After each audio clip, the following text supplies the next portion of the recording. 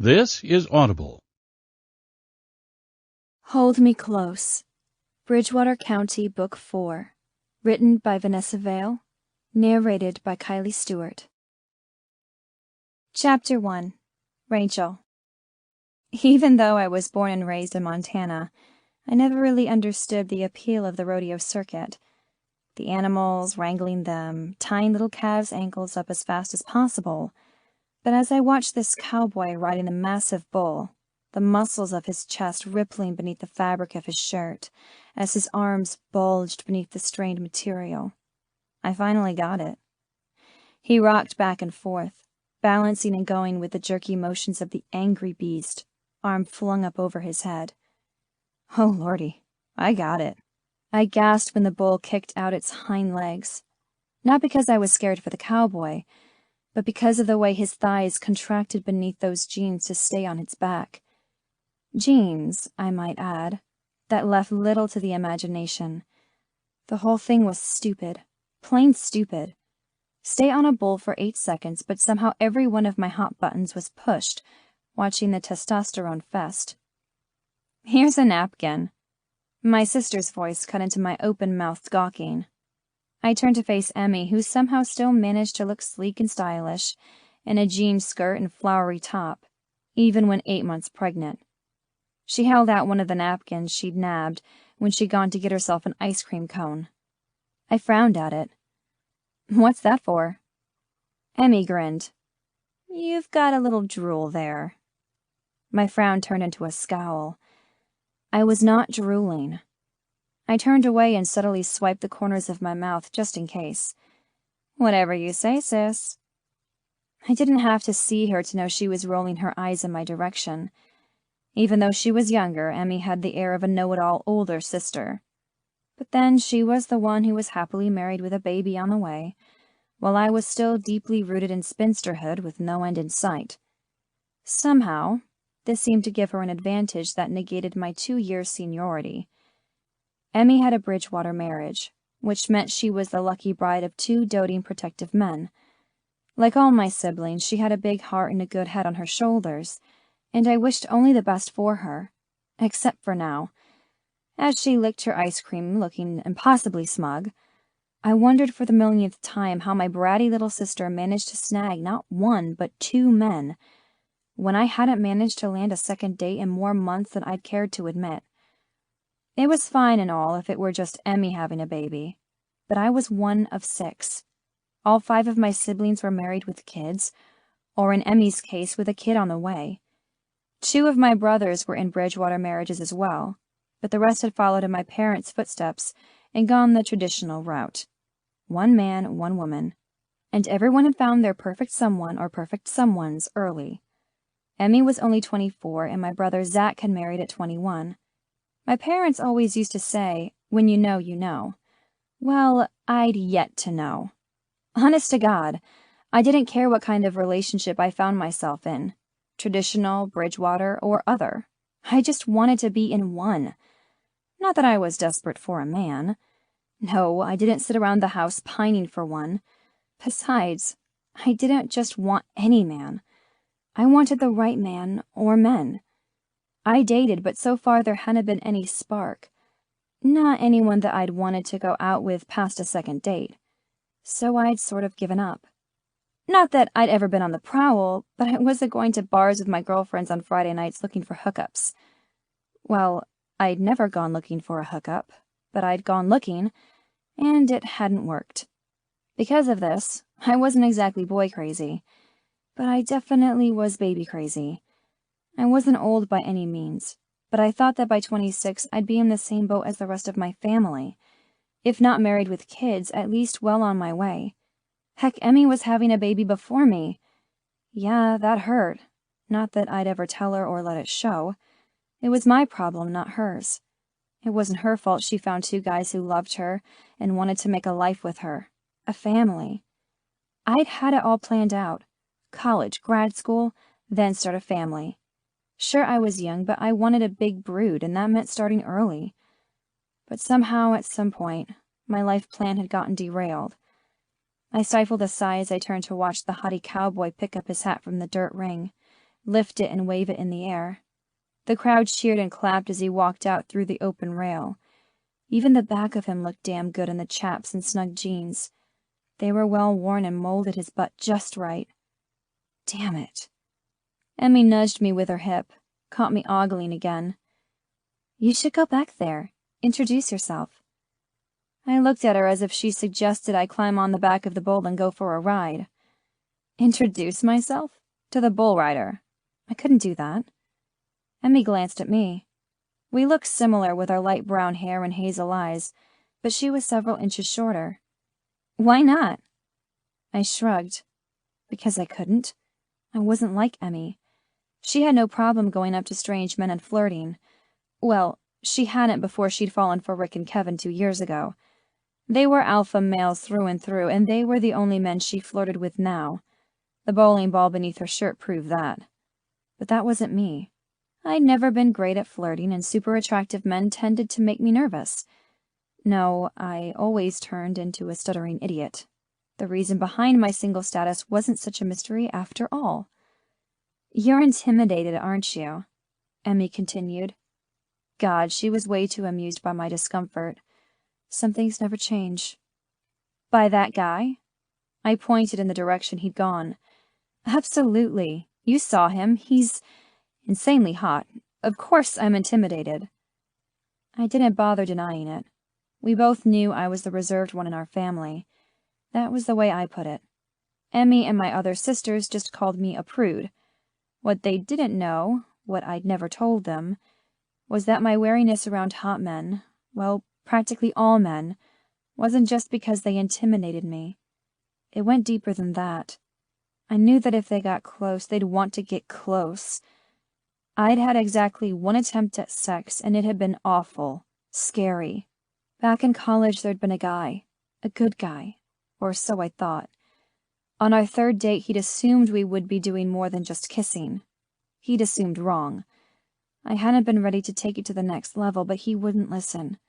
His hands had been everywhere despite my protests and my feeble attempts to push him off me. He'd been too strong, too determined. I shivered under the June sun. Thank God my roommate had come in when she had, or who knows how far it would have gone. As it was, he'd groped and fondled, but never managed to get my pants off. Still, the experience had left me with a bad taste in my mouth whenever dates started to get too close. I froze up, panicked. My stomach still turned when I thought of how the jerk's hands had felt on my skin, and no matter how attracted I was to a guy, that was all I could think of whenever a man leaned in for a kiss. Needless to say, intimacy was not exactly my strong suit. I didn't say any of that to Emmy, however. It wouldn't have made a difference. Her mouth was set in a stubborn line. Go on, say hello, she said. Her eyes were filled with a familiar mischievousness, the kind of look she used to give right before I walked into whatever booby trap she laid for me in our shared bedroom. Why? My eyes narrowed with suspicion. She wouldn't just push me to flirt with any old guy. Do you know him or something? Or something. She nodded, barely able to contain her laughter. You will too. He's your new boss. I blinked at her uncomprehendingly for a moment, but then her words clicked and my brain registered their meaning. My boss?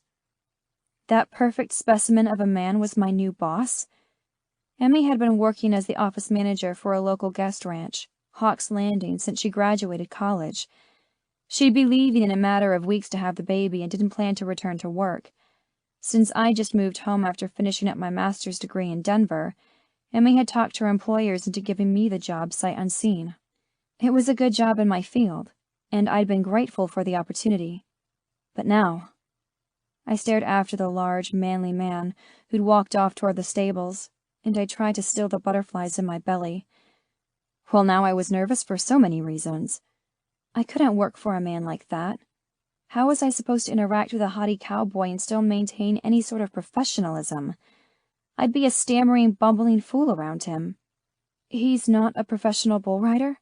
The way he'd pivoted and rocked his hips on that bull made me wonder what he'd be like using them for riding something else, like me.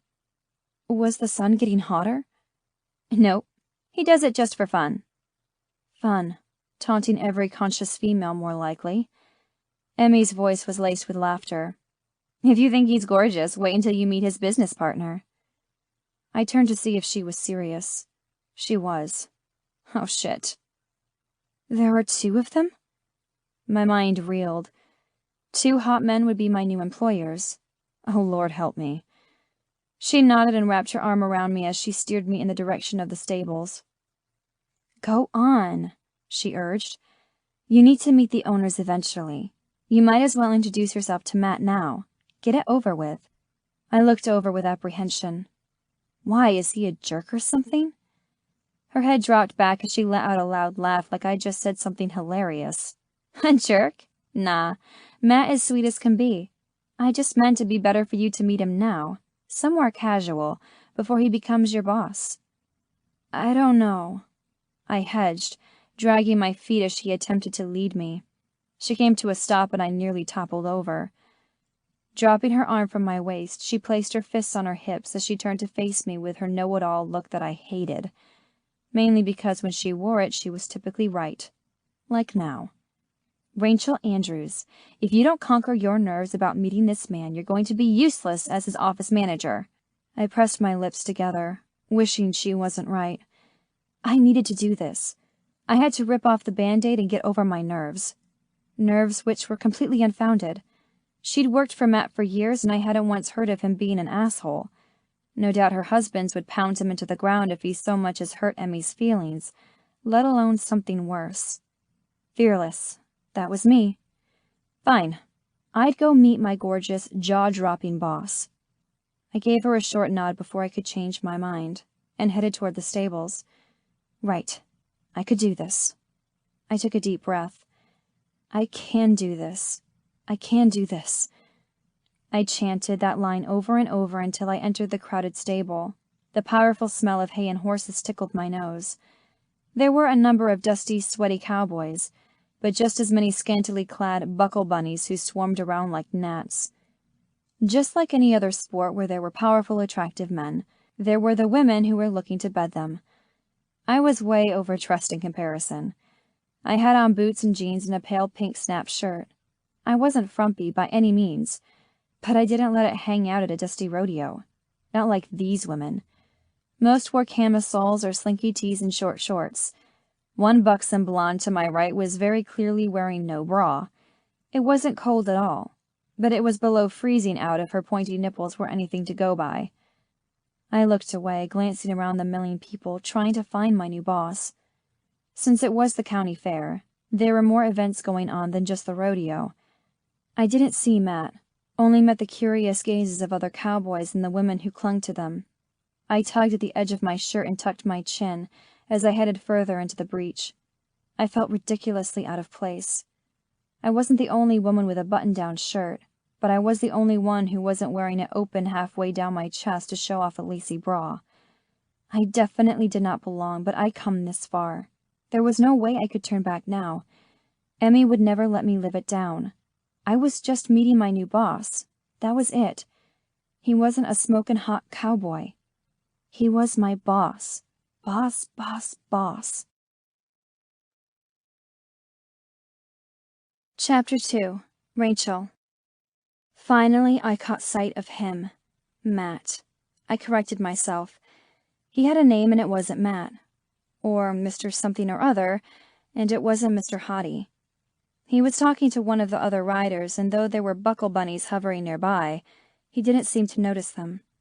I forced myself to take a step in his direction, and then another. One more step and he caught sight of me. Oh, holy jeez. His eyes were a steel gray, and they landed on me with the intensity and accuracy of a missile guidance system. For a second I couldn't breathe, and my feet faltered. Boss, boss, boss. My whole body seemed to go haywire as those eyes assessed me. Without looking away, he said something to the rider, and the other man walked off. The path was clear. He stood waiting for me to finish crossing the short distance between us. His dark hair had a crease from wearing a cowboy hat, and his skin was bronzed from being in the sun. He didn't ride a desk. Owning Hawk's Landing took him into the outdoors every day. His features were almost perfect. Almost. The slight ridge in his nose and the severity of his jaw added just enough imperfection to make him real, touchable. I swallowed down an excess of saliva. Where the hell had that thought come from? This man was my boss, or he would be my boss. Either way, he was off limits. Yeah, but I was pulled to him as if by a pheromone tractor beam. Licking my lips, I wiped my sweaty palms on my jeans and forced my shoulders back. Act confident, be confident. That was what my older sister Sheila used to say. Here was hoping Sheila knew what the hell she was talking about. "Well, what do we have here?" the haughty cowboy said as I drew near. Matt. His name was Matt. I needed to get my head on straight. For the millionth time, I reminded myself that while this guy might be a cowboy, and yes, he was sexy as hell, he was also my boss. Boss. His gaze raked over every inch of me, from my well-worn leather boots to the top of my head and everywhere, yes, everywhere, in between. His jaw clenched, eyes narrowed for just a moment. I started to smile and hold out my hand, but he cut me off before I could introduce myself. "Must be my lucky day if a sweet little thing like you is seeking me out." I blinked up at him in surprise, stopped in my tracks. I'd been wrong. Those eyes weren't a steely gray. That sounded cold, clinical, when his gaze was anything but. His gaze burned. It singed my skin wherever it roamed. I felt my nipples harden. I'm Rachel." My hand was still partially extended, hanging awkwardly between us until he grasped it in his. Oh dear. Oh my. Never in my life would I have guessed that holding a man's hand could feel so sensual. I felt so feminine since it was huge, all but engulfing mine. Maybe I was overreacting. Okay, I was definitely overreacting. But there was no denying that his calloused, firm grip did something to me. It sent a jolt of electricity right to my clit. The heat that had scorched my skin was in my blood, heating my core, turning my insides to jelly. And he sensed it. His lips were curled up in cynical amusement, and his expression was knowing. Oh, God. He knew I was turned on. That crazy inferno of heat rushed up to my face and my cheeks caught fire, all from just a handshake. He chuckled softly and took a step closer to me so I could smell his heavenly, earthy scent. It was a mix of leather and grass and sweat, and something I couldn't put my finger on. Whatever it was, it seemed to be a panty-melting concoction specially made to drive me wild. It was working. I almost moaned when he leaned closer, his mouth tantalizingly near my ear. "What brings a nice girl like you to a rodeo?" I took a deep breath and tried again. "This isn't a place for someone like you," he advised, checking out every inch of me. Why wasn't this a place for me? I was just introducing myself. A woman in a pair of very short Daisy Dukes and cowboy boots caught my eye. Oh. "No, it's not that. I like watching—" "You do you?" His voice was low, suggestive. My cheeks could not possibly get any hotter without bursting into flames. His tone said that he knew my every intimate, dirty thought, and he liked it. I cleared my throat, trying to ignore the rockets of desire that his husky, knowing voice was setting off. "I wanted to tell you—" His hand on my waist silenced me instantly. The words, "I'm your new office manager," remained unspoken as I froze at the unexpected contact. He was being really forward, and it felt good. "What did you want to tell me?" he asked. He was a good foot taller than me, but he leaned in so close we were practically eye level. His eyes were so gray, but I figured they'd probably change color depending on what he wore. More importantly, what do you like to watch? Watch? I just wanted to introduce myself. My mouth was open because I'd never had a guy talk to me so blatantly before. Every word coated with innuendo. My brain had stopped working. His stormy eyes held me transfixed. "Did you like watching me ride?" His fingers squeezed gently, just enough that I could feel them through the thin cotton of my top. Yes. Holy hell, the answer was yes. I loved watching him ride, but his gruff, suggestive tone made it clear we were talking about more than just the rodeo. As if to make that point clear, he continued on. Did you like watching me control that bull? His hand moved up. Is that what you want? To be tamed? What? No. But even as I thought it, my brain went somewhere dirty and dark. A vivid image filled my brain. This cowboy naked over me, gripping my waist and riding me hard, taming me. He leaned in close, whispered in my ear. I felt his breath fan the nape of my neck. I bet that's what you like in bed. Am I right? His free hand grasped my waist lightly, his calloused fingers softly stroking the sensitive skin there. I gave a sharp inhale and my eyes widened to the point that they hurt, partly at the crudeness of his words, but partially because I suspected he knew exactly where my mind had gone, and I was horrified. I was getting turned on by the dirty talk of a stranger. He was gorgeous, but he was a stranger. No, he wasn't a stranger. He was my soon-to-be boss. Do you like being tied up, darling?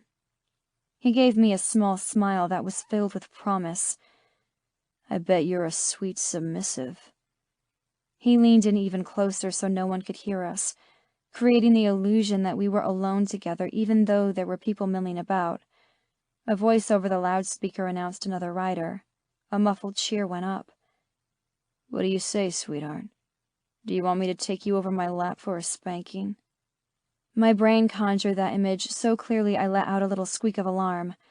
But then alarm was followed by a rush of lust that had me wobbly on my feet. He was watching me, waiting for an answer. No, I don't. I stopped myself that time, bit my lip. What was I going to say? I don't even like to be touched. I'm a frigid virgin, but thanks for asking. He smirked at my silence. Want to know what I'd do with a buckle bunny like you? I shook my head. I wasn't a damn buckle bunny. I was a frigid virgin. Yet I wanted to hear his answer, even though I knew by the way his eyes darkened and his voice lowered to an intimate whisper that what he'd say would be crass and dirty. But I wanted to know what he'd do to one of the willing women just waiting to pounce. What he'd do with one of them, but not me. His gaze dropped to my breasts, which were well concealed beneath the modest top. Could he see my nipples were hard? First thing I'd do is unbutton that damn shirt so I could see those pretty tits of yours. Then I'd take a nipple in my mouth and suck on it until you begged me for more. I bet they were pretty pink. My gasp was soundless, but his grin grew at my shocked reaction. I should have told him to stop talking. I should have walked away. I should have done anything but continue to stand there and stare at him, encouraging him with my passive silence. But I couldn't have moved if I'd wanted to. My legs had frozen in place as hot desire coursed through me at his dirty words. I could see it clearly. Him shoving my bra aside, and those firm lips of his moving over my breasts, working one nipple then the other, leaving a hint of whisker burn behind. He was watching me closely, his gaze filled with a knowing condescension that I hated, even though it turned me on.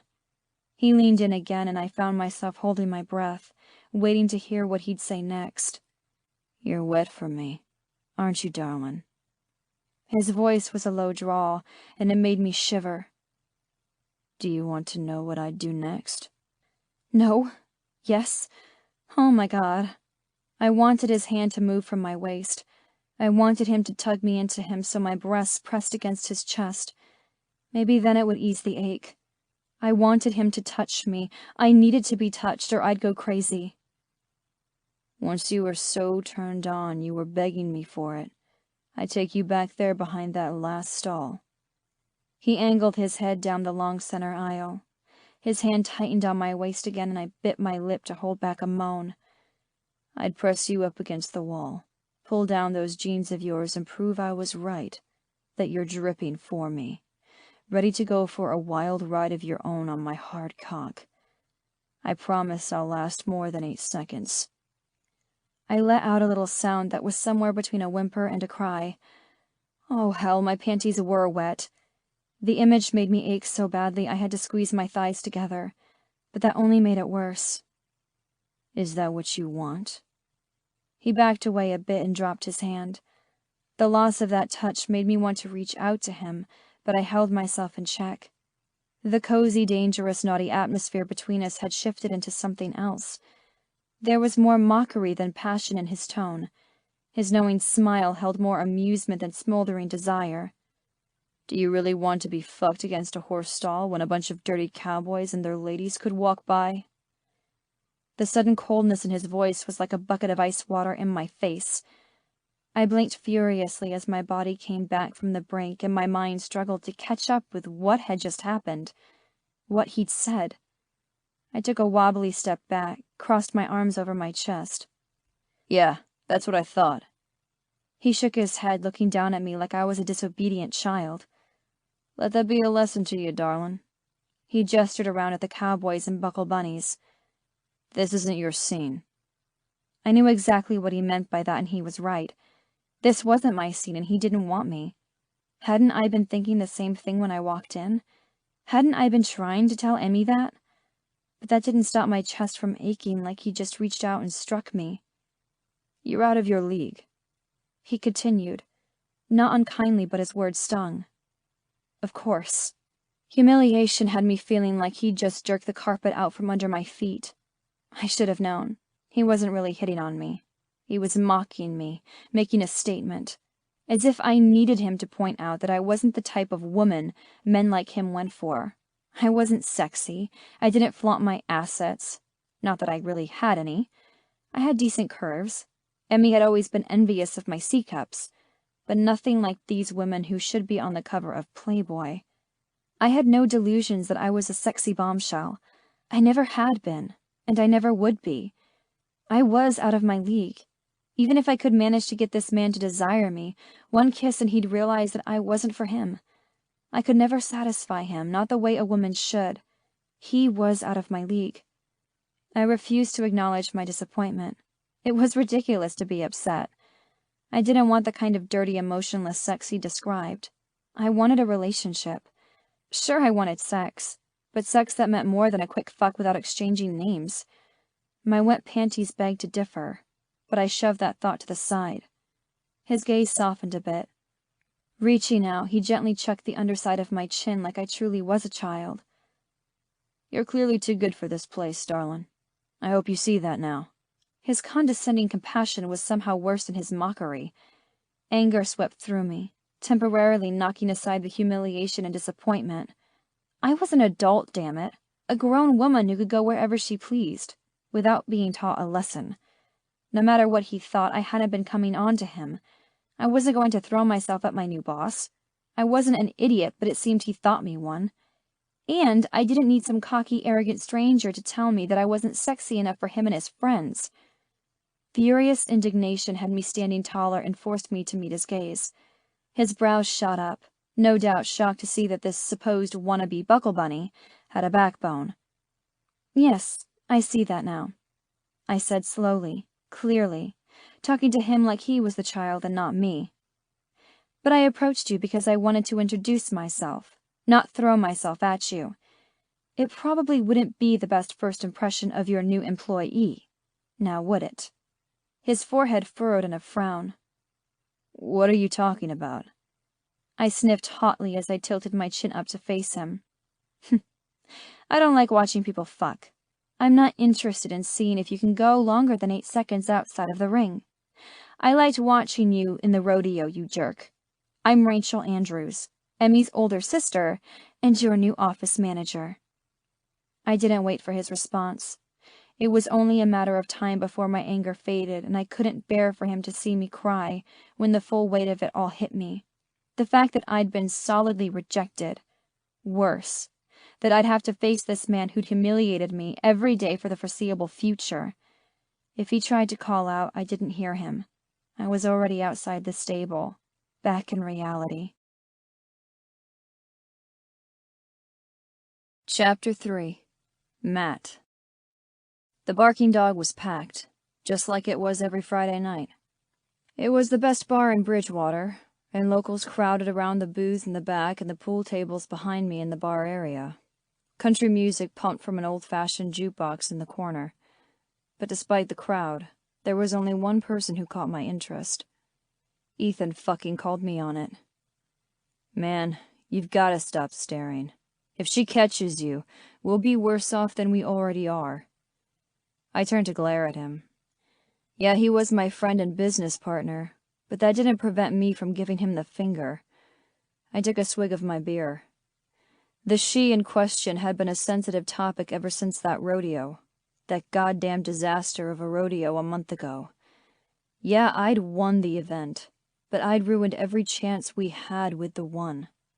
How the hell was I supposed to have known the hottest thing on the planet was our new office manager, and that the woman I'd try to scare away from fucking an asshole on the rodeo circuit was Rachel Andrews? That logic hadn't worked on Ethan. Seconds after she turned away from me that day in a huff, her words having cut me to shreds, Ethan had come up to congratulate me on my ride. I'd pointed to her retreating form, her luscious ass wiggling in her jeans as she raced out of the stable and far, far away from me. "Do you know who that is?" I'd asked, still dumbfounded by her revelation. "Sure," Ethan had said, his confusion obvious, as was the obvious admiration in his tone. "She's our new office manager. Emmy pointed her out to me earlier when I was in line at the concession stand. She's something else, isn't she?" After a long silence, during which I'd stared after her well after she disappeared, Ethan had finally asked why I was so curious. "Oh, no reason. I might have just ruined our chances with the woman we'd been waiting for, the woman of our dreams. Because by then I'd seen the truth of it and slapped me across the face. No, her words had done it for her. The adrenaline rush that had made me act so reckless had drained away and been replaced by the stark truth. Rachel Andrews was ours. Not just our new office manager, but she was our woman. The one Ethan and I had been waiting for. The one we'd share and claim. Marry. Even if I had been born elsewhere, I was a Bridgewater man through and through, and that had been the reason I'd gotten so crazy protective. The reason I'd stupidly tried to scare her off. The moment I'd seen her, I'd have the urge to bundle her up and whisk her away, far from the jaded rodeo world of users and takers. Sure, there were family men in the bunch, gentlemen, but there were also young guys willing to fuck anything that had tits and a willing pussy, and I'd wanted her nowhere near them. But I'd been so amped up, I'd gone about it all wrong with her. I hadn't taken a second to wonder why I'd been so protective, why my heart said mine at the mere sight of her. But she wasn't just mine, she was ours. Mine and Ethan's. And so I'd had to tell him just how badly I'd screwed up. I hadn't been able to keep the truth from him. He was my best friend before anything else. We'd created Hawk's Landing together, from scratch. It may have been my property, but it was his business skills that made it what it was today. I was just a dumb baseball player with parents who'd had a large piece of Montana real estate. With my pro ball earnings, I'd bought them out, and Ethan and I had built up the place to have cabins for over 50 guests along the river. He was the one who made the place run so well. Well, and Emmy. But she'd had her baby and found her perfect replacement. Her sister. Yeah, I'd blown it. If I was going to get slapped in the face by our new office manager, he had to know why. Hell, if I was going to get slapped with a damn sexual harassment suit, he deserved to know about that too. He'd been pissed, and rightfully so, but no one had been angrier than me. Why had I tried to drive her away with sexual innuendo? Stupid. If I could go back to that day and do it all over, I would. But I couldn't. Instead, I was forced to apologize, so she didn't quit before she even began, and behave like the perfect gentleman at work so that maybe, just maybe, I could earn her trust again. To prove to her I really wasn't an asshole, and not just for my sake, although I wanted her more than I'd ever wanted anything, but for Ethan's as well. He'd finally met her face to face in her first day in the office, and he'd felt it just like I had. The connection was there, and it was real. She was the one we'd been waiting for all these years. I'd known she was special at the rodeo, but I'd been such an idiot. I'd stupidly thought she was there to hit on the cowboys, and I'd known without a doubt that I'd had to keep her from making a mistake. Of course, I hadn't known she was Rachel Andrews then. Still, she wasn't Buckle Bunny material. She was too good for that. There was an innocence and purity about her that had made me want to toss her over my shoulder and haul her out of there. Keep her safe. Keep her all to myself. And Ethan. Since I hadn't been able to do that, I'd done the next best thing. I'd been a fucking idiot and tried to scare her away. And I'd succeeded. Not only from the damn rodeo assholes, but from me. The only asshole she'd encountered that night. Fuck. Some days I wanted to punch myself in the face for those things I'd said. In one moment of testosterone-fueled idiocy, I'd gone and screwed everything up. Which meant that now Ethan and I were forced to sit and watch as she ate dinner across from Bob, the biggest douche canoe of them all. Bridgewater was a small town. Everyone knew everyone, and while Hawk's Landing was 10 miles out, I'd heard all the gossip about this Bob guy. Despite Ethan's warning about staring, I found myself glaring at the booth where Rachel sat smiling at the asshat. God, she looked good. Better than at the office. While we weren't fancy at the guest ranch, her outfits were always conservative, professional. I knew she had a gorgeous body beneath her modest tops and trim pants. I never missed the full curves of her breasts, the roundness of her hips. They'd be a perfect handful, at least. And those hips, I'd be able to get a good hold of them as I fucked her from behind, move her as I wanted as she rode me. I'd be able to see her face, to watch her as she came all over my cock, to see her green eyes flare with heat. I wanted to muss her up, to have her chestnut hair wild over my pillow, to tangle my fingers in it. I might have dirty thoughts where our office manager was concerned, but I was putting a ring on it. When I finally got my lips on hers, it would be my last first kiss. But Bob, she'd be the first of the week. Maybe, if he hadn't dipped his dick already. He was a player. He fucked and fled. He was nowhere near good enough for our Rachel. Ethan seemed to know what I was thinking, took a swig of his beer. His voice sounded weary. She's off the clock. She can hang out with whomever she wants. Yeah, I grumbled. Well, whomever she wants is Bob Stevens from the hardware store. Ethan's head snapped up at that, and now he was the one craning his neck for a better view of Rachel. He was taller than me and leaner, but the guy could hold his own in a fight. Shit. I was already fantasizing about how we could take Bob out back and beat the crap out of him for having the nerve to ask out our woman. To even think about her, and I was sure he was.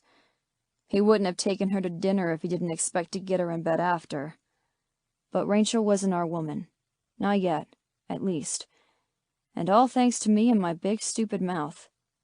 She'd been working with us for a month now, and each day had been a special kind of hell. We decided on day one we wanted her. I'd known since the rodeo, but Ethan agreed after shaking her hand and seeing her soft smile. Watching her competently pick up where Emmy left off before she went to have her baby. Rachel wasn't just beautiful. She was smart, too. Funny. Kind. So we were stuck in a dilemma. We knew we wanted her, but she clearly wanted nothing to do with us beyond office hours. Correction. Nothing to do with me. She was polite and civil to me at the office, but there was no misinterpreting her cold distance. I'd crossed so many boundaries at the rodeo when trying to keep her from the horny cowboys. She wasn't a Buckle Bunny. She wasn't a one-night-stand kind of woman. I'd met my share on the rodeo circuit, and before that when I was in Major League Baseball. No, she had relationship written all over her, and we wanted to give it to her. Both of us together. And that was why I'd all but shoved her away in the stable that night, to keep her from making a big mistake. But the one who'd made the mistake had been me. She hadn't been throwing herself at me. She'd been introducing herself, as Emmy's fucking sister. Yeah, chance blown. Because of that, she put up an invisible barrier between us that might as well have been made out of steel. Ethan, on the other hand, was the golden boy in her eyes. I'd seen the way she smiled when he greeted her in the mornings. Oh, she didn't flirt with him. She was too much of a professional for that. But she wasn't giving him the cold shoulder either. Lucky bastard. Still, I couldn't be too jealous. It was my own damn fault he and I were sitting on the sidelines, pining over our sweet woman, while she was on a date with the town's biggest jackass. Ethan and I had been best friends since we were kids. I'd grown up on the East Coast, but I'd come with my parents often enough. I'd always loved Montana, and when I had the cash from my time in pro baseball, my parents had been happy for me to buy them out and enjoy their retirement. That had been when I was still playing ball. It was Ethan who'd convinced me to give ranch life a shot with him as my partner, when my baseball career was cut short by a shoulder injury. After 3 years in the majors, I'd had to suddenly find a new career. I'd assumed sports commentating or coaching, but neither had panned out. I'd been too bitter to linger to be involved in a sport I could no longer play. I never imagined I'd turn out to be the co-owner of a Wild West guest ranch. As always, my best friend had been there with a helping hand when I'd needed him most. He'd gotten his MBA and knew what the shit he was doing when it came to keeping the business in the black, hiring the right staff, marketing, even trusting Emmy's judgment on hiring Rachel. Some could say he was the brains and I was the brawn, but Ethan had 20 pounds of muscle on me. We'd always been close, but my moving back to Bridgewater and working the ranch together had solidified our relationship. Over too many beers one night, we realized we wanted the same thing, a traditional Bridgewater marriage. Not only did we want to share the business, but we also wanted to share a woman too. The right woman. We'd just been waiting for her. Well, we'd met her all right, and I'd scared her away. I watched Rachel now, smiling at that sleazy ass with his chinos and polo shirt like he was some sort of big-shot preppy playboy, and not the owner of a small-time hardware store in a tiny town. I had nothing against small business owners. Fuck no. I just had a problem with assholes. She looked amazing as always. At the office, she wore the unofficial uniform of jeans and a button-down shirt with the Hawks Landing logo on it, just like Ethan and me. She always looked professional and put together with her long, soft brown hair pulled back in a bun, or simple ponytail. Her business attire didn't detract from her beauty, only enhanced the feeling of untouchability. Professional, friendly, but nothing more. Just what we wanted from our employees. But not tonight. Tonight her hair was down like it had been at the rodeo. It curled gently around her shoulders, softening her delicate features, and making her seem younger and more light-hearted than she was at the office. She swapped out the jeans for a sundress, and even though it covered her modestly, it molded to her body in a way those damn button-down shirts of hers failed to do. Her tits looked amazing, and the hint of cleavage was enough to get me hard, even from across the room. They'd definitely be a handful. My fingers itched to find out. I remembered the way her eyes had darkened with lust when I'd whispered those damn dirty words at the rodeo. She'd been turned on, and so had I. I hadn't had to use much imagination when I described the ways I wanted to touch and fuck her. I'd had those images seared into my brain the moment she stepped into my line of vision. The fact that she'd gotten turned on made me even harder. There was a wild side to this one. A naughty girl hidden beneath that prim and proper exterior. I'd seen it for a minute or two, but she'd vanished the moment I opened my big mouth and ruined the moment. I'd tried to scare her off, and I'd succeeded. I'd used the words as a weapon, and that had tainted them. The sexy vixen had gone back into hiding after that, and I never saw a hint of her again. If I hadn't seen it with my own eyes, I would have believed Rachel was just as cold and distant as she appeared to be.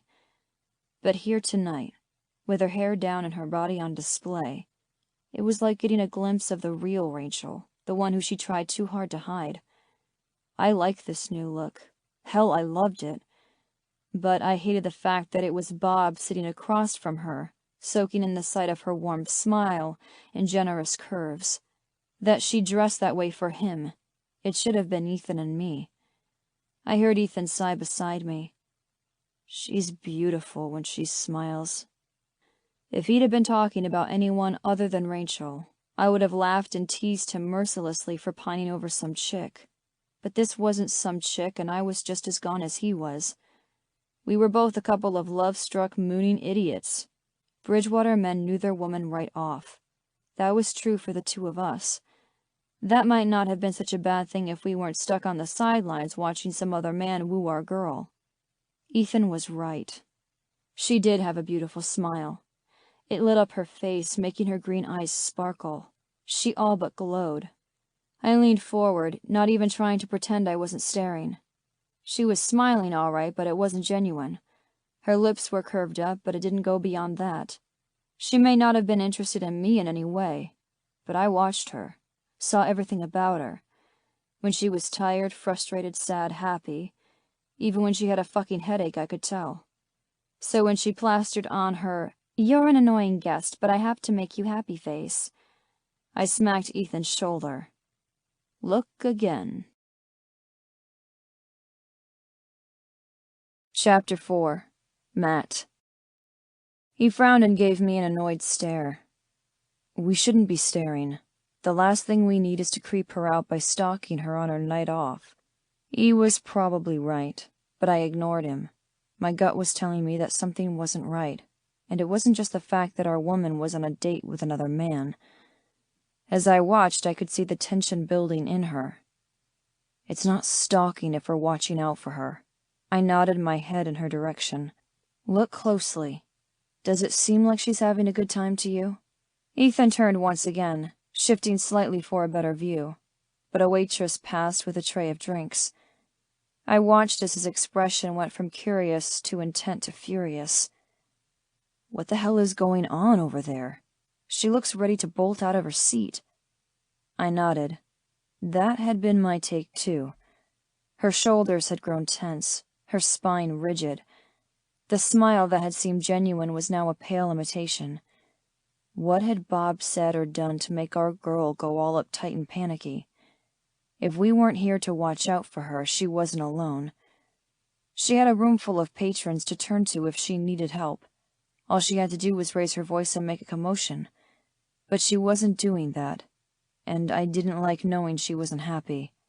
Not for one single second, especially with the douche canoe. I couldn't stand around and hypothesize any longer. Shoving my stool away from the bar, I made my move. I heard Ethan right behind me. He didn't try to stop me, thank God. Not that he could have. The closer I got to her, the clearer I could see her discomfort. Matt.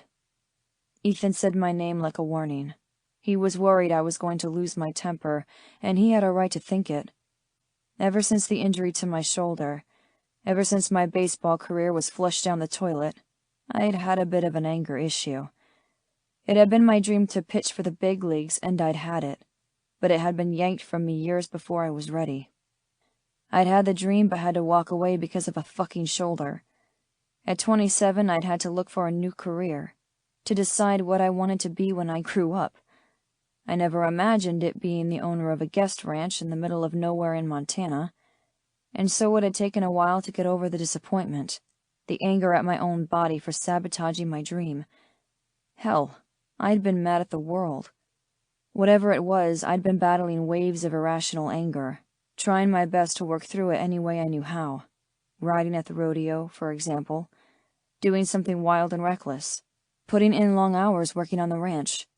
All of that was fine and good for keeping my temper in check when dealing with the more annoying guests and tedious vendors. But no amount of physical exertion could temper my anger now. This was different.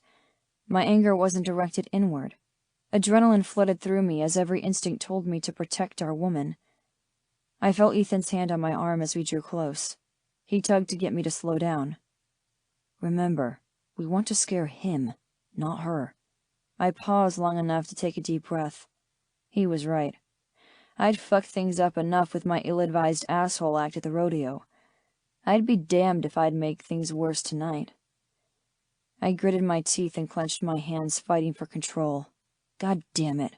I hated when he was right. But like it or not, he was a level-headed one. And since I'd done such a bang-up job back at the rodeo, and fucked up his shot with Rachel too, I didn't have a leg to stand on. I turned to him and gave him a short nod. You do the talking. Ethan gave me a small smile and slapped my shoulder. He knew how hard it was for me to stand there and act like a gentleman, when all I really wanted to do was drag Bob out of his seat, ask him what the hell he'd done to make Rachel unhappy, and then bury my fist in his gut. Turned out, I didn't need to ask what he'd done to make her uncomfortable. Ethan and I could see with our own eyes as soon as we drew near. Neither one of them had spotted us, which gave us time to take in the scene. From a distance, all had looked normal. Just a beautiful young woman and a smarmy but nice-looking man sharing dinner at the barking dog. But when we got close, I saw it, and I saw red. His hand was on her knee under the table. We watched as she jerked her leg to the side and his hand fell. But then, not more than 2 seconds later, he moved it back. She visibly flinched at the contact, and he just smiled. Clearly, he couldn't read women's cues for no, or he just didn't care. That was it. I couldn't stand by and watch any more. Luckily for Bob's pretty face, Ethan beat me to the table. Well, well, fancy meeting you here.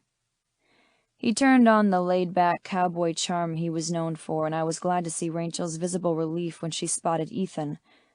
Then her hazel gaze turned to me, and the happy look shuddered, but not before I saw a flicker of nerves.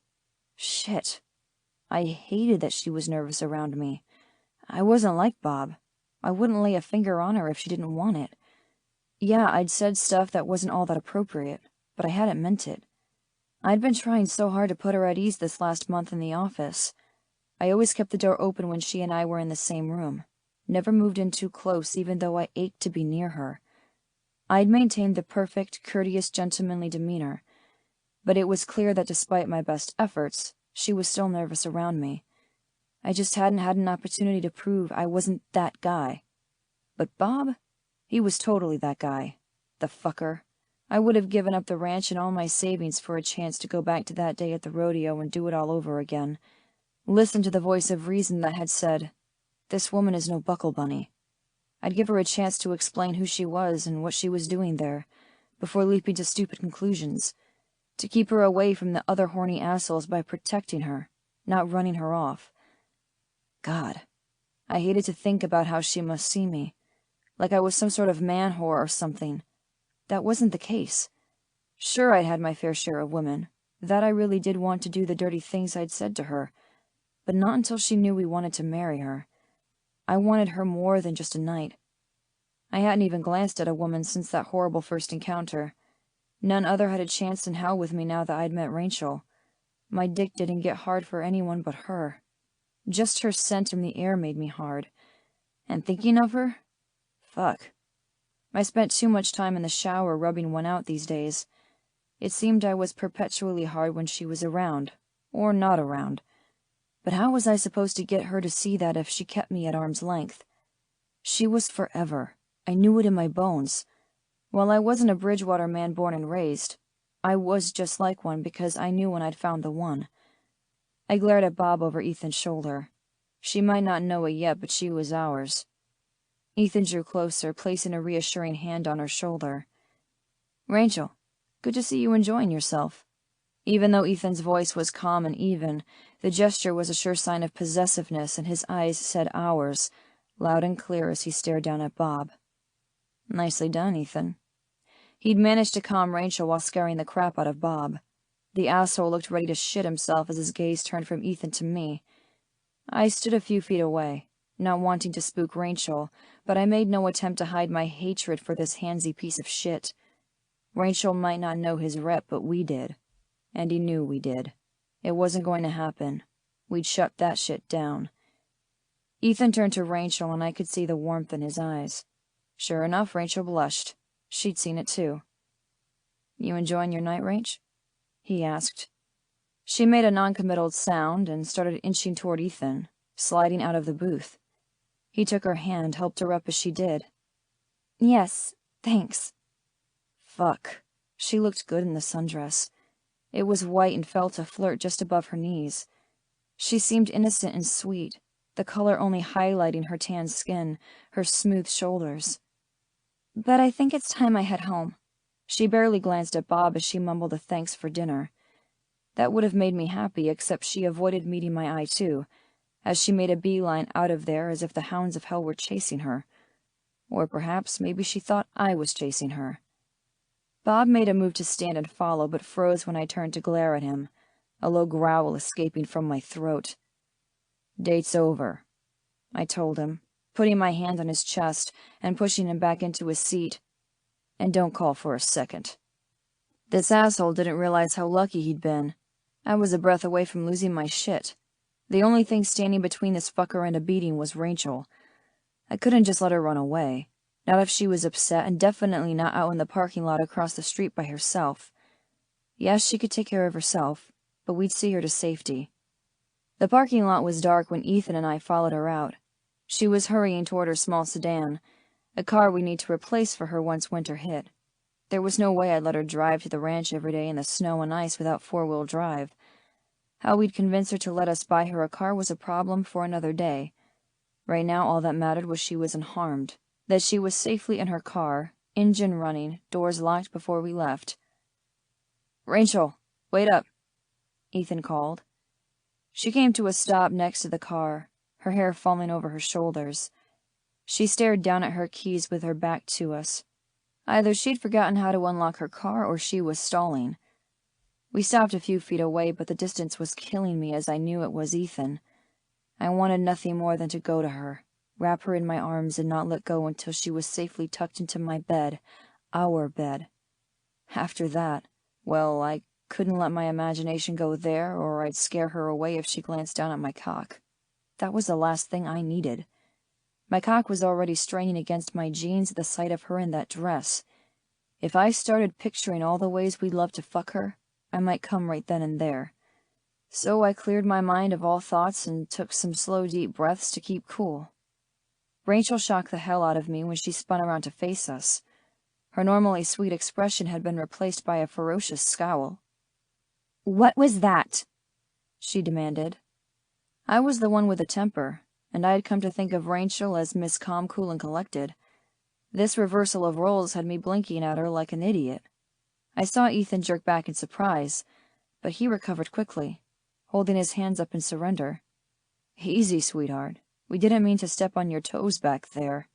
"I was on a date." She crossed her arms over her chest, and I tried my damnedest not to notice the way it pushed her tits up and out, accentuating her already phenomenal cleavage. "Yeah," Ethan said slowly, his voice soothing. "But it didn't look like you were having a good time." "How would you know?" Her eyes narrowed as her gaze moved from Ethan to me, suspicion written all over her face. "Were you watching me?" She'd asked the last of me, not Ethan. I was the one she was suspicious of. Hell, every time she looked at me she had this wariness in her eyes, as if she was afraid I was going to mock her or say something cruel. And every time I saw that wariness, my gut twisted in pain. How the hell could I get her to see I'd been trying to protect her at the rodeo? I'd never hurt her intentionally. I'd never make fun of her. I couldn't find the words. Everything in me wanted to go to her, crush her to me and claim her lips in a searing kiss. I'd always been better at showing than telling. Maybe I could have done some sort of epic gesture if I hadn't fucked things up so badly 2 months ago.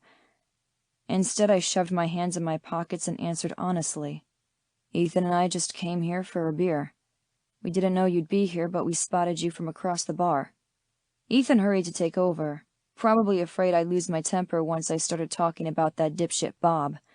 "We saw you on your date and weren't going to intrude, but it seemed like you were uncomfortable." Her reaction was interesting. She flinched, like Ethan had just insulted her. I wasn't uncomfortable." Her protest didn't convince anyone, and she looked down at her shoes as she fidgeted with her keys. Ironically, at that moment, she looked extremely uncomfortable, and yet we weren't fondling her knee under the damn table. I took a step forward. "We were just looking out for you." Her head snapped up and she straightened her shoulders. Her eyes blazed. "I don't need your protection. I'm not a child and I can make my own decisions." Ethan glanced at me with a question in his eyes. He was thinking the same thing I was. This wasn't just about Bob. She wasn't pissed we'd interrupted her date. That last comment had been aimed at me, a clear reminder of what I'd said and done on the rodeo when I told her she was out of her league. Shit. Would I ever live that down? "Look," I said. "I'm sorry if we overstepped our boundaries." "I know you two are my bosses," she interrupted, holding up her hand. "But you can't tell me what to do outside the office." "No one is trying to tell you what to do," Ethan said. His voice was calming even to me. He'd always been better at being the hero. He took another step closer and I watched as she backed away slightly. "Huh. I thought she liked Ethan, but she seemed wary of him too. But, Ethan continued, if we see anyone, at work or not, who won't take no for an answer, you better believe we're going to get involved. Her mouth opened like she might protest, but she shut it just as quickly, confusion warring with her earlier anger. You don't have to do that. I can handle myself. We know you can, baby, I said. She turned those big hazel eyes up to me and I nearly lost my train of thought. But you shouldn't have to. She seemed taken aback by that, and I found myself getting angry all over again. But this time at the nameless asshole she dated in the past. She shouldn't be this confused or surprised to have men looking out for her and standing up on her behalf. Who'd hurt her so badly? I don't need anyone looking out for me. Her voice had lost its anger, and she sounded like she was talking more to herself than to us. Ethan surprised me by moving closer to Rachel. He reached out and gently tilted her chin up so she had to look at him. His voice deepened, and there could be no doubting the sincerity in his tone. You don't need it, but you deserve it. If you were ours, our top priority would be keeping you safe, making sure you were taken care of. Her eyes widened, and I found myself holding my breath. He'd taken a risk laying it out there like that. What do you mean, if I was yours? But even as the words came out of her mouth, I saw understanding dawn in her eyes. Ethan must have seen it too, because his grin was cocky as hell. Well, damn, Ethan got game. Of course she knew what he meant. Rachel had been born and raised in Bridgewater. Emmy had 2 husbands, and I heard her other siblings did too. She knew our ways, and she knew exactly what it meant to belong to 2 men. She hadn't expected it from us, but she liked it. The heat in her gaze was fleeting, but it had been there. Just like back at the rodeo when I talked about giving her a spanking. I would bet my truck that she'd had a mental image of what it would be like to be with the 2 of us. Judging by the flush on her cheeks, she was picturing how it could be right now. Well, all right. Now we were getting somewhere. But then her eyes widened and she took a step back from Ethan, her eyes darting over to me with something close to panic. But I don't, she said quickly, her hands fumbling with the keys. I don't belong to you, so stay out of my business. Ethan and I watched her get into her car and waited until she drove off. So, Ethan drawled, putting his hands on his hips. That went well. I shrugged. I don't think we're any worse off than we were. My best friend rolled his eyes. Considering she hated you and tolerated me, that's not saying much. At least we got her away from that asshole Bob. I might have had a temper, but that didn't mean I couldn't look on the bright side. She might not be going home with us, but at least she's going home alone. Ethan made a sound of agreement before heading back toward the bar. I need a drink. When I held the door open for him, the music hitting us full force, he added, It would have been a bit more encouraging if she hadn't outright told us she wasn't ours. I slapped a hand on his shoulder as I followed him back inside. Not yet, I added, feeling more upbeat by the minute. She's not ours yet. I might have been forced to retire early from my chosen career, but no one had ever called me a quitter, and I sure as hell wasn't about to start now. Chapter 5. Rachel. I was in love. It was official. Emmy's 2-month-old daughter, Louisa Mary, or Lulu as I like to call her, was my new favorite person on the planet. I'd offered to watch the little sweetheart while Emmy ran some errands, and now I was loath to part with my adorable niece. That seemed to be just fine with Emmy, who looked happy but exhausted from sleepless nights. She lounged on my couch with her mug of tea, while I rocked and shushed Lulu. You look like a natural, Emmy said, her head resting on a decorative pillow, her feet up on the armrest. I smiled and tried to ignore the painful ache in my chest. Lulu was a soft, warm little lump. In her pink footsie pajamas, she had her knees bent up and her hands in tiny fists. She had that perfect baby smell, fresh laundry and milk. She was as bald as a cue ball, but had dark fuzz that was so soft at her nape that meant she had the coloring of her father's. She hiccuped and I couldn't help but laugh. This right here, this was all I'd ever wanted. A baby, sweet and snuggly. Multiple babies, a family of my own. Maybe it was because I came from a large brood, but that's what I'd planned for myself. I always saw my future with a messy house filled with strewn socks, unmade beds, and slamming screen doors. There would be loud laughter and unconditional love. It never occurred to me that I might not be able to have that dream. I wasn't old by any means, and my biological clock wasn't ticking too loudly. My mother would just tell me to be patient, but I wasn't patient. Not when it came to being able to hold my own perfect child, to rock it and sing. There were no men in my future, especially not with the way I reacted to a man getting near me. I had a personal brand of man repellent, and it was working really well. No men, and that meant no babies. No big family house, no snot-filled noses to wipe. Maybe it was time I finally faced facts. I would never have the kind of relationship that my siblings had. I'd never have a Lulu of my own. I'd never feel comfortable being intimate with a man, and intimacy was kind of crucial when it came to baby making. Even Bob's hand on my knee had creeped me out. Well, he creeped me out. God, I'd been in a funk all morning. I'd hoped some time with my niece would help, and it had to some extent. But it also served to highlight what I was missing in my life. Emmy interrupted my thoughts.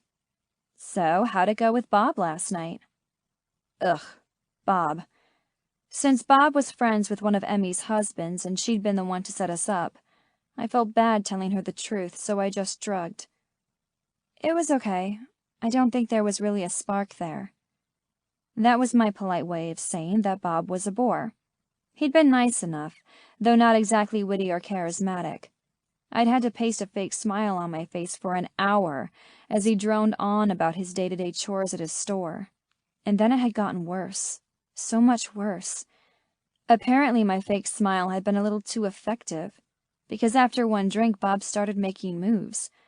Clumsy, awkward moves that had me fully understanding why people use the term frigid. His touch left me cold. He hadn't been terribly inappropriate. It wasn't like he'd started groping me under the table or anything. He'd just touched my leg. My knee, to be exact. Any sane person would have handled it smoothly. Not me. I'd freaked, freezing up like a deer in headlights as that old terror set in. If there had been any doubt Bob was not a contender for a second date, his touch made it abundantly clear. If the feel of his hand on my knee was repulsive, there was no way I'd be able to deal with his lips on mine. That simple, almost platonic touch had been enough to turn me into a block of ice. I'd clenched my teeth and tried my best to keep from rudely jerking away from him, but I pulled away out of instinct. And when I'd shifted my leg away, he hadn't gotten the idea and put his hand back. How much more obvious could I have gotten that I wasn't interested? A drink over his head? I probably would have ended up causing a scene if Ethan and Matt hadn't shown up when they had. My breath caught in my chest for a moment as I remembered the look in their eyes as they'd approached. While Bob's hand on my knee had turned me to ice, their gazes had turned my insides into an inferno. They loomed over the booth and I'd felt small, feminine beside them. Matt had stood a few feet back, quiet but lethal if his glare was anything to go by. Holy hell. If looks could kill, he'd have slaughtered Bob on the spot. I didn't have to be a genius to know Matt didn't like the guy. Had he seen Bob's hand on my knee? Even calm, laid-back Ethan had been appallingly rude. He'd glared at Bob in disgust like he was a lizard who just climbed out from behind a rock. It had taken me by surprise. In the office they were calm, reserved, careful. Their behavior had been shocking and confusing. I had no idea they could be so much like Neanderthals. And now, I wasn't sure what to make of it. I knew they didn't want me, not like that. How could they? They were two ridiculously hot cowboys while I was, well, me. Besides Matt's rude behavior at the rodeo, they'd both been completely benign with me. No heated glances, no crude words, not even a brush of a hand on my arm. They took professional to a whole new level. They'd made it more than clear that I was just their office manager, and they wanted nothing more. And Matt? He'd made his disinterest obvious. I wasn't in his league. I wouldn't know what to do if he ever got me alone, if he ever wanted to follow through on the dirty things he'd said to me. I'd been appalled at the time, but I'd had plenty of time to think about it since. Yeah, I wanted a guy to be so open and, well, hot for me, but he'd used those words cruelly, meant to drive me away. Yeah, I knew where I stood with him. But their possessiveness and protectiveness when they dealt with Bob had left me feeling more desired and turned on than I could ever remember. I couldn't understand it. They were probably just being overprotective because I was their employee, but that didn't change the fact that there had been a persistent, throbbing ache between my thighs as I drove away. If I hadn't known better, I'd have said they were staking their claim, letting Bob know I was off limits. But that couldn't be right. I'd replayed that final interaction countless times as I lay in bed the night before. The memory alone had made me feel things I thought I never would. I didn't seem frigid when I thought of Matt and Ethan. My nipples hardened, my pussy ached with need, and when I used my fingers to ease it, I thought of them, saw their rugged faces in my mind, thought of their big hands on my body, and when I came I cried out their names. What the hell was wrong with me? I'd been on a perfectly nice date with an attractive man who'd flattered me with compliments, but when he touched me, nothing, no sparks whatsoever, only that coldness that filled me with disgust. But then my two off-limit bosses showed up and started acting all domineering and protective, and suddenly I was hot as hell, dreaming about what it would be like to be fucked by two men at once, who came alone in my bed imagining it. Me, the 26-year-old virgin. Maybe that was why I'd overreacted with them in the parking lot. I wasn't used to feeling that way. I had no idea how to act around them. In the office it was easy. There was always a spreadsheet to talk about, work to be done. But at the barking dog, and worse, alone in the parking lot? I'd lashed out the only way I knew to try to push the feelings away, to push them away. If they got too close, surely they'd see the truth. And then they'd laugh. Matt sure would. Like he'd said, I was out of his league. Even still, Matt had made me so turned on back at the rodeo I dreamed about him for weeks. His crass, dirty words had done something to me. They'd made me feel wanton and sexy for the first time in my life. Shit. I had some serious problems. Serious. Normal women couldn't be like this, like me. I finally felt sexual attraction, and it was only when some macho player threatened to spank and fuck me in the stables. I'd chalk it up to a fluke, like maybe my hormones had gone haywire that day or something. But it had happened again in the parking lot. Something about the way Ethan had looked at me when he said, "If you were ours." Yeah, I hadn't forgotten about that. That was all it took. Ethan saying those words and giving me that intense stare, and my deepest, darkest fantasies had been unleashed. All I could think about was what it would be like if they'd ordered me around in bed. But then reality had set in. These were my employers, and now I'd have to face them at work on Monday. How was I supposed to act around them? I could pretend like nothing had happened. For them, it probably had been nothing. Just another night at the bar, looking out for a woman in distress. Lulu wiggled her little butt and I put her up on my shoulder, patted her small back. It was time for a reality check. Sure, they were chivalrous and protective, but they were probably like that with all women. I had to stop myself from reading anything more into it, making up something where there was nothing. But even as I thought that, I couldn't stop thinking about the way they looked at me, like I was theirs. That was a ridiculous thought, but I hadn't been able to shake it even though logically I knew the truth. Matt and Ethan wouldn't want me. Matt was too much of a player.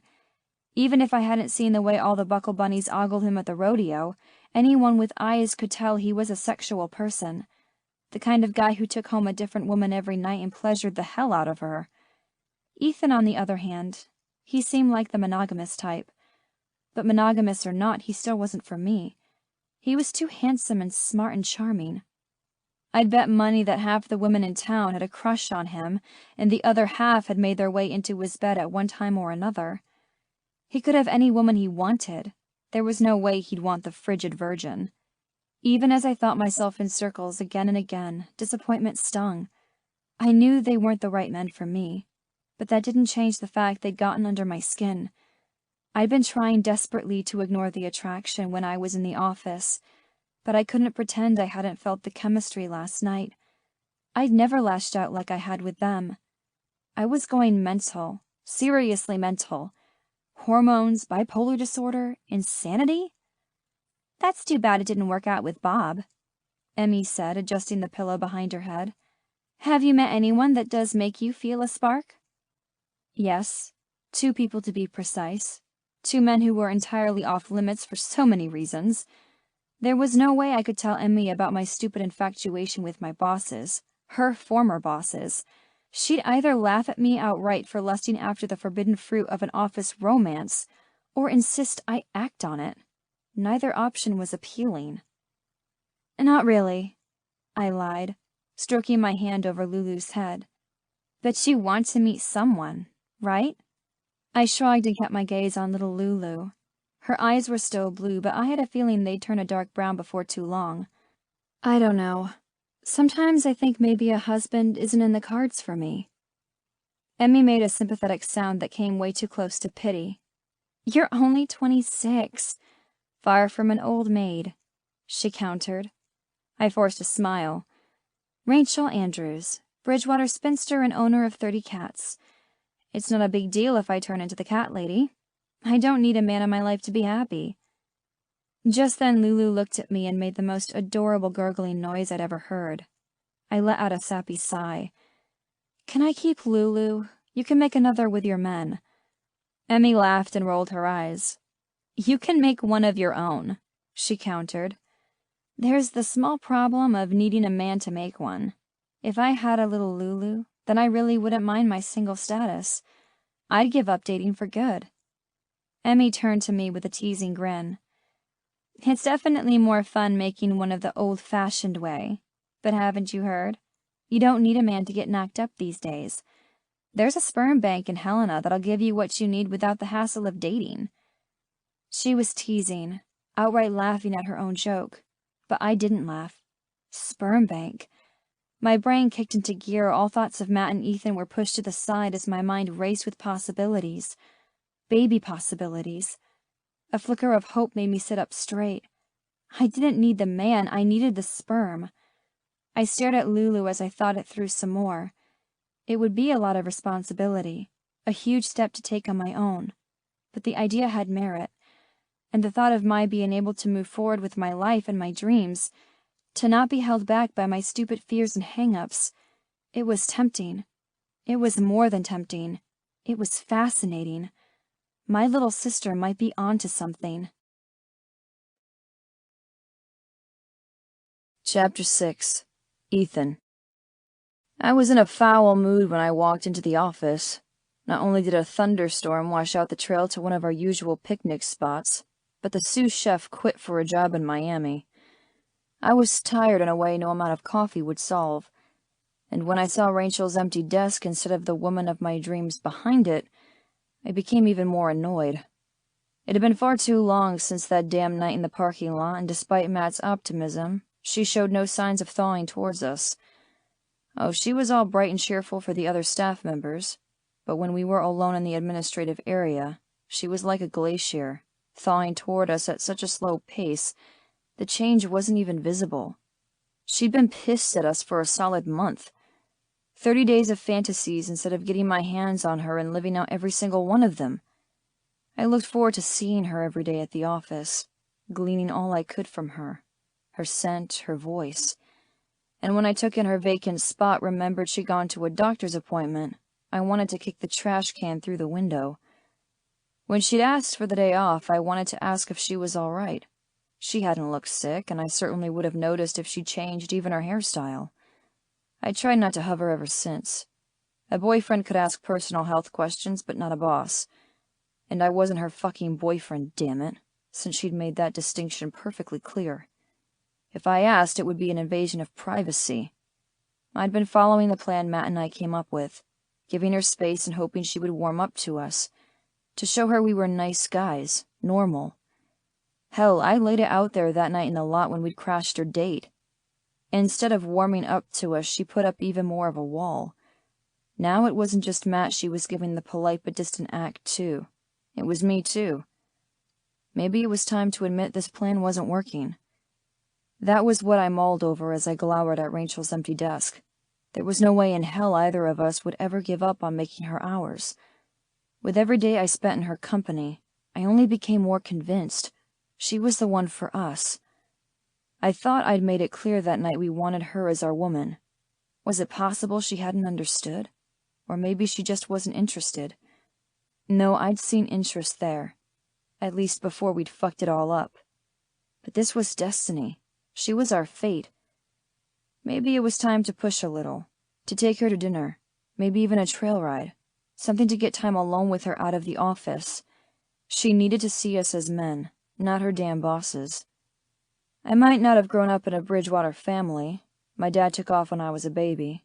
But I watched my mom find her happily ever after with my 2 stepfathers when I was off at college.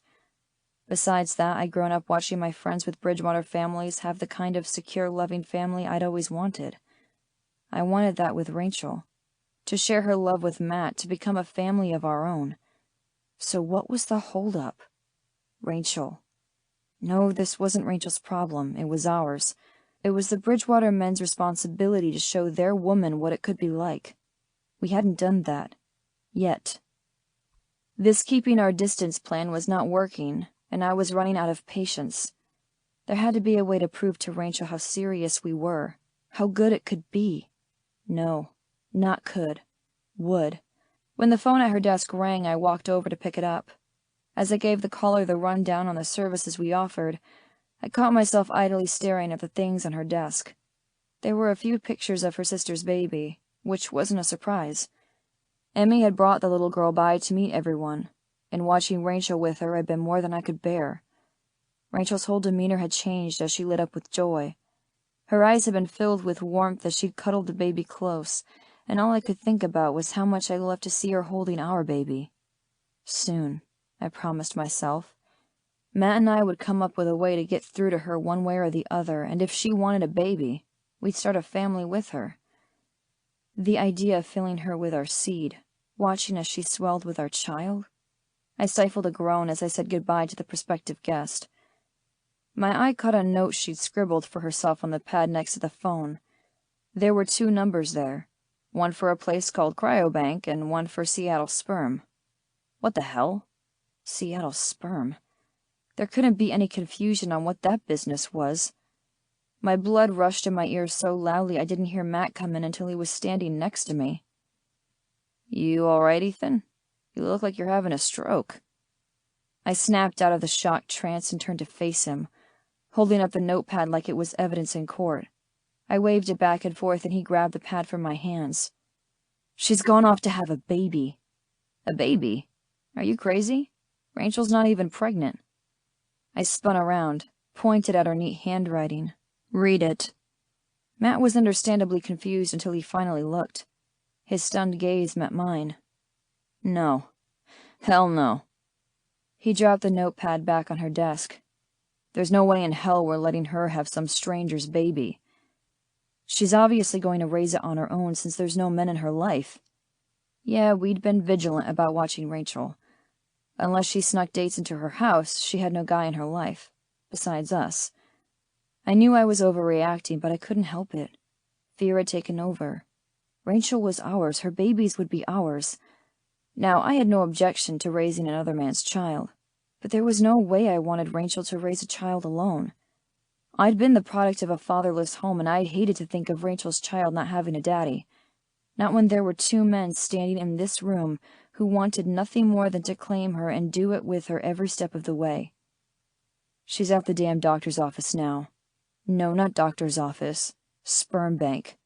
I filled him in on the fact that Rachel had asked for the entire day off for some sort of doctor's appointment. "You're telling me our girl is getting knocked up while we're standing here with our thumbs up our asses?" "Yep." "Why is she rushing?" "Because she's too impatient to wait for the right men to come along." "Men," Matt countered. "And we're right fucking here.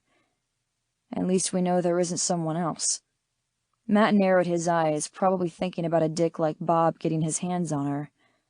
I groaned, paced. God damn it. If she just gave us a chance, we could give her everything she ever wanted. It would be our honor and privilege to make her dreams come true.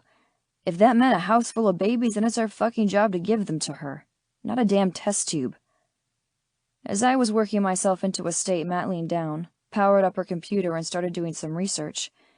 He glanced up at me, his expression abnormally grim. I doubt she went to Seattle, so that one's out. That first clinic is in Helena.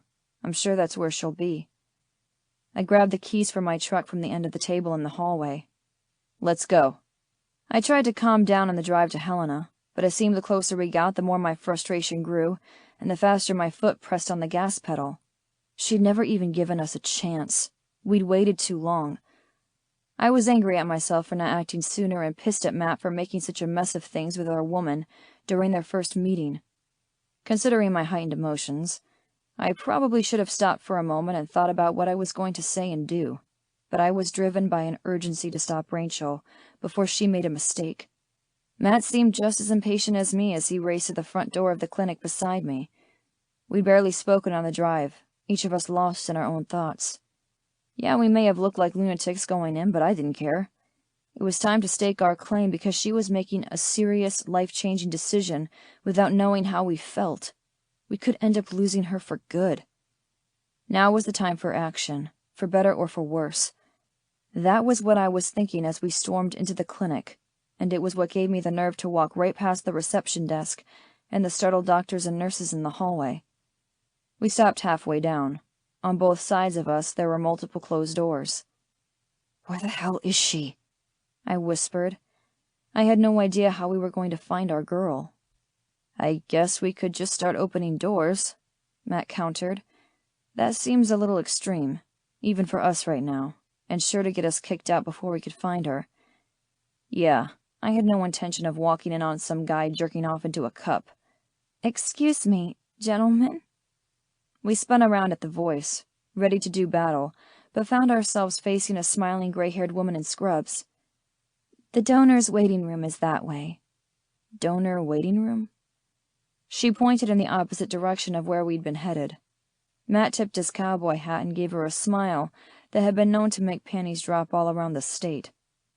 "Thank you kindly, ma'am." Oh, Lord.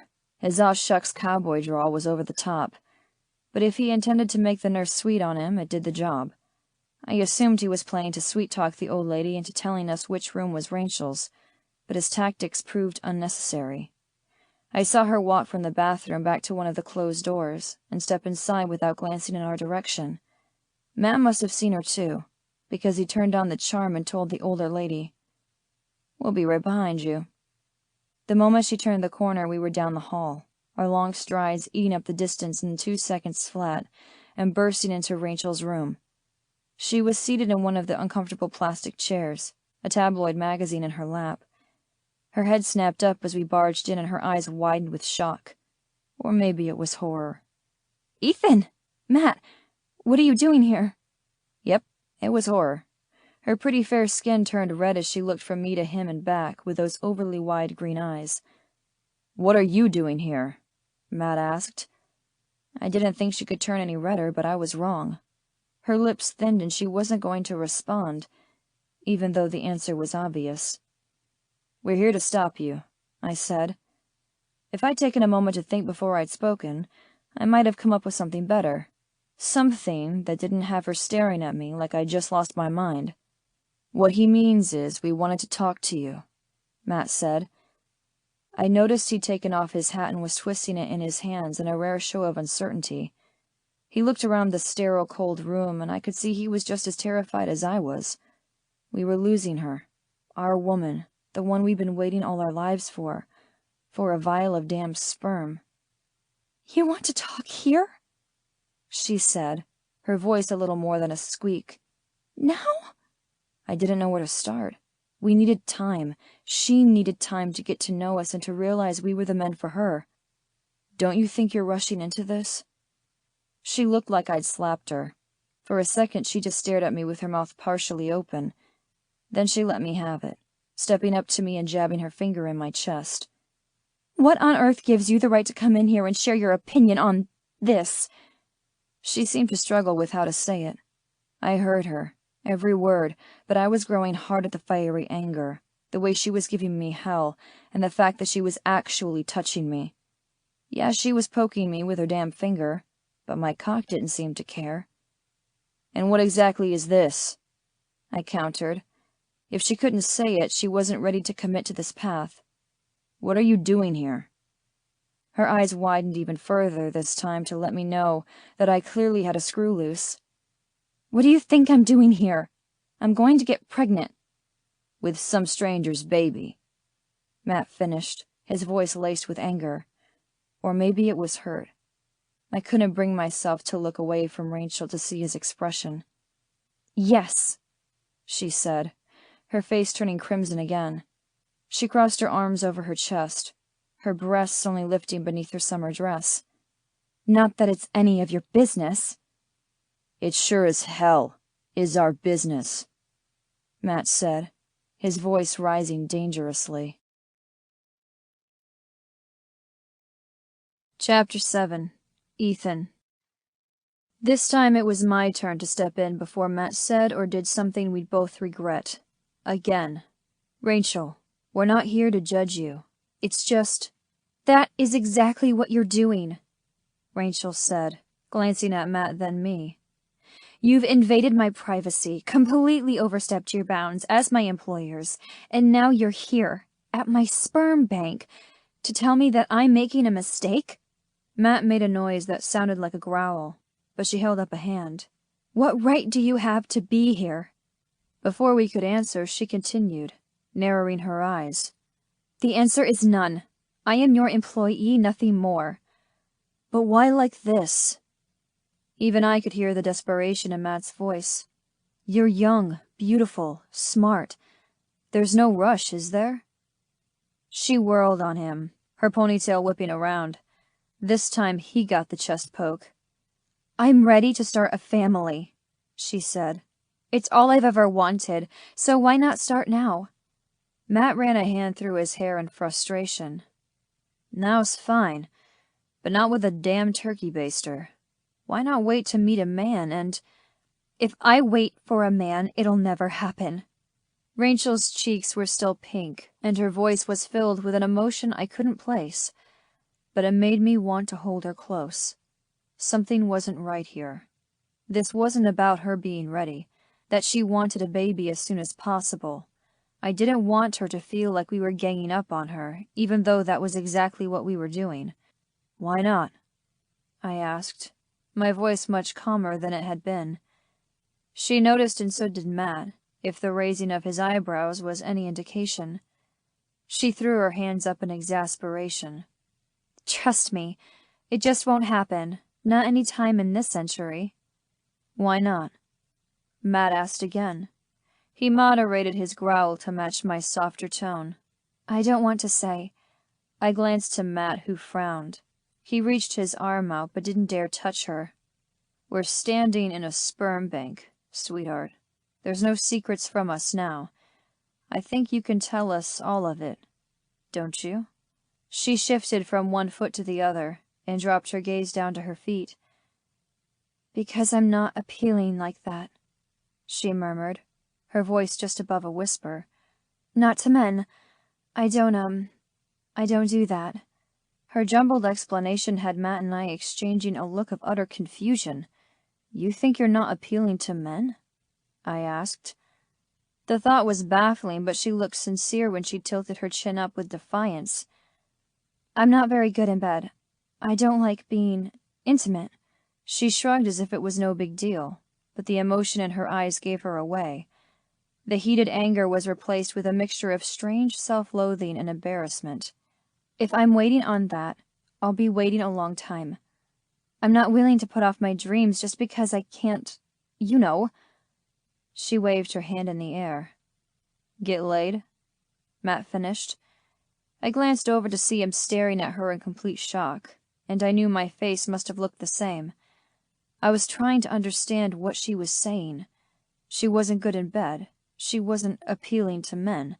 She didn't do intimacy. Yeah, right. Her cheeks darkened again, and her lack of an answer was an affirmative. It seemed impossible a gorgeous woman like Rachel could seriously think she wasn't attractive to men. But she didn't just believe it. She felt it, too. Felt it enough that a sperm bank was her only option to have a baby. Why on earth do you think you're not appealing to men? She looked to Matt, even though I was the one who asked the question. Her big eyes were filled with embarrassment. She bit her lip. If she only knew how hard that small gesture made me, seeing her plump lower lip indented from her teeth, she'd think differently about herself. Tears filled her eyes, but she took a deep breath, willed them back. I was so impressed with her bravery, with her ability to stay strong when she felt anything but inside. It's obvious, isn't it? Even Matt noticed the first time he saw me. When I turned to Matt, he looked just as confused as I felt. She met my gaze and let out a sigh. Fine. If you really need to hear me say it, I'll say it. I'm a virgin. I couldn't think of a single thing to say in response. My brain short-circuited at that bit of news. I heard Matt mutter holy shit under his breath as he struggled to process this too. It wasn't like we thought Rachel slept around. She definitely didn't seem like someone who took sex lightly. But a virgin. That was a whole other level of innocence we hadn't been expecting. She was younger than us at least, but not that young. Holy fuck, that meant she was untouched. That no man had seen her gorgeous body, touched it, made her quiver with pleasure, learned what made her hot. No man had made her come, heard her scream when she did so. She seemed to know what I was thinking. No, she didn't, because she would have run out the damn door. That's right, she grumbled, walking over to the door. I'm probably the only 26-year-old virgin in America. She looked mortified and angry, and I scrambled trying to think of some way to make this right, to get it through to her she could trust us, that we could make her happy and give her everything she dreamed of.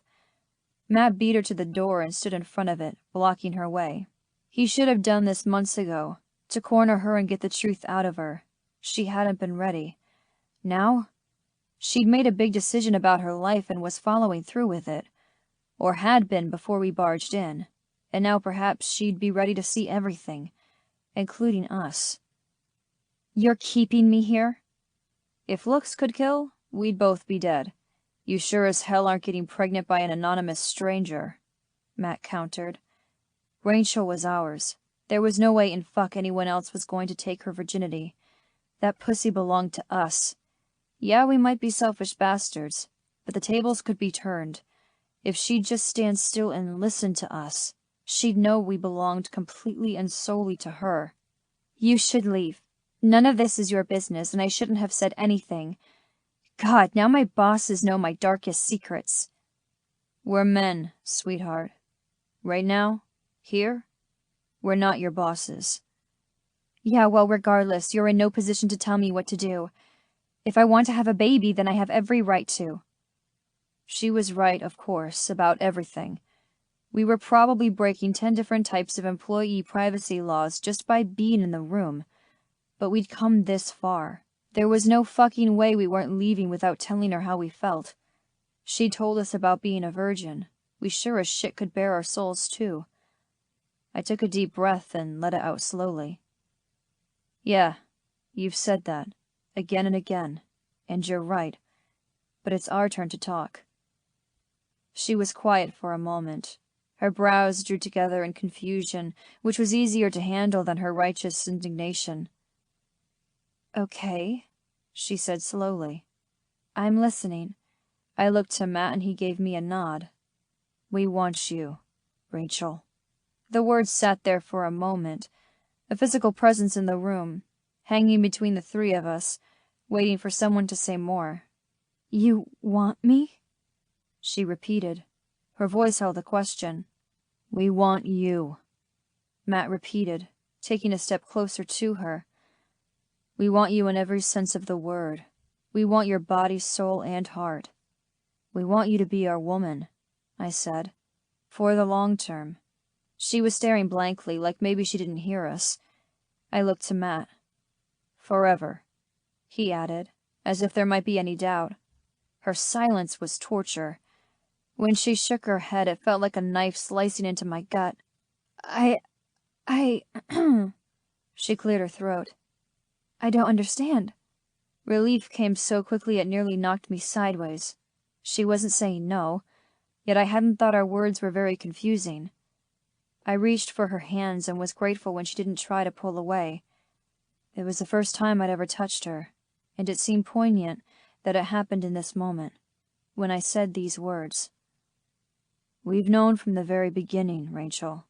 You're the one for us. It's always been you. Only you. Matt stepped up beside me so the three of us were so close our shoulders were touching. We were a unit, a family. Now we just needed her to see that. She shook her head again, but this time it seemed like she was trying to clear her thoughts, like she was having difficulty making sense of what we just said. Had we given her too much space? Had we taken our plans so far that she didn't think we were interested in her at all? Maybe it really was coming as a shock to her that we'd been lusting after her all these months. Maybe she hadn't realized how serious I'd been when I told her how it could be between us if she was ours, or that we'd been joking. Was that why she'd given us the cold shoulder? Because she thought we were playing with her? She glanced up at me, then Matt. But I'm not your type. I'm not good enough. What are you talking about? Matt demanded. Whoever said you weren't good enough, I'll kick his ass. Shit, Rachel.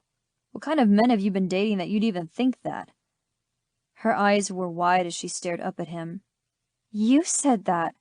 That day at the rodeo, you said yourself that I was out of my league. I glanced at Matt. I knew he'd fucked up with her that night, but this? What the fuck? He looked like someone had just punched him in the gut. His mouth fell open and the blood drained from his face. He recovered quickly and cupped her chin in his hand. Baby, you got it all wrong. When I said you were out of your league, I meant you were too good for every loser in that place. His lips pulled up in a lopsided grin. Including me. Oh, she said softly. Her cheeks flushed pink and her shoulders relaxed. I could actually see the tension drain out of her small frame. Really? He groaned, and I had to fight the urge to slap him upside the head for getting such a stupid idea into hers. 4 months. 4 fucking months of confusion because he'd said something stupid. 4 months wasted. 4 months where I could have done more with our girl than hold her hand. Baby, I promise you the moment I saw you coming, I knew you were special. Matt continued. I had this crazy need to protect you, to keep you from sullying yourselves with the assholes and players who were at that rodeo. I know I went about it all wrong, and for that I am so sorry. Can you forgive me? I held my breath as I waited for her response. When she finally nodded, I let the air out of my lungs. On impulse, I pulled her into my arms and pressed her to me, my lips coming down on hers in a gentle kiss that left me aching for more. Yeah, this was what I'd been missing. The lush feel of her pressed against me, her breasts pillowed into my chest. Her mouth. I groaned. It was sweet and soft and perfect. And the way she gave herself over to it? Incredible. When I pulled back, she stared up at me with a dazed look on her pretty face. God, I couldn't wait to see what she looked like when she was being pleasured. By us.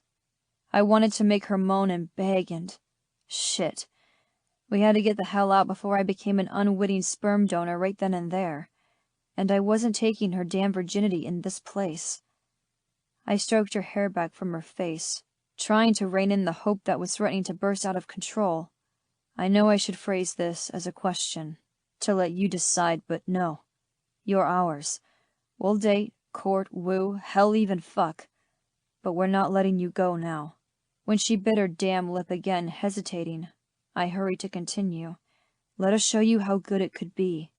She licked her lips, and I heard Matt groan beside me. My bet was I wasn't the only one with a hard cock in this room. I don't know if I can make you happy. Her voice was so quiet I had to strain to hear. I don't know what I'm doing, in the bedroom. And those words made my cock press painfully against the zipper of my jeans. You let us worry about that, Matt said. Our priority is to make you feel safe, cherished, and happy, and well-pleasured. He winked, then slipped an arm around her waist and pulled her close. The bastard. I wanted to hold her. I only had a quick taste of her lips, and I wanted more.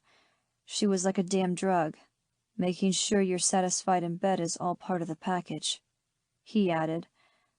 I looked around the sterile room with its fluorescent lighting. Sweetheart, I can promise you this. If you come with me and Matt, you'll have a far better time getting knocked up than you would if you stay here. That's right.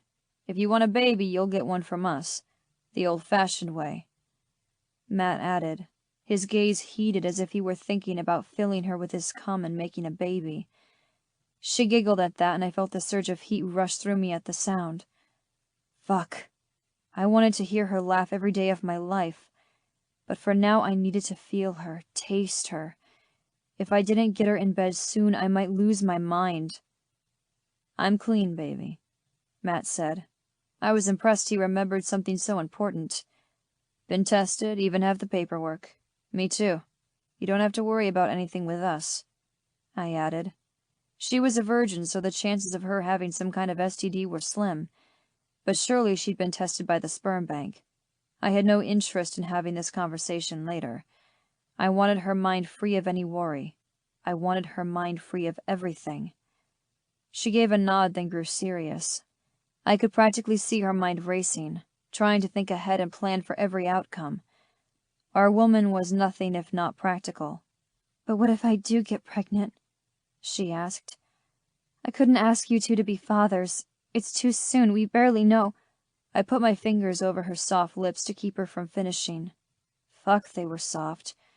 And when her tongue flicked out and licked my fingers ever so slightly, I stifled a groan.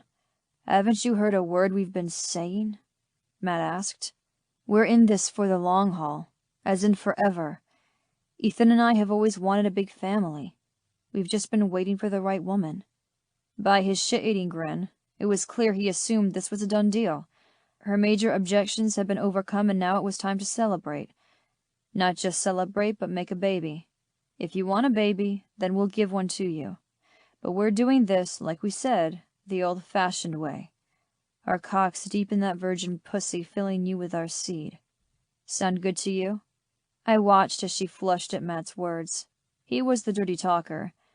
Those kinds of words were what got us into this whole mess in the first place.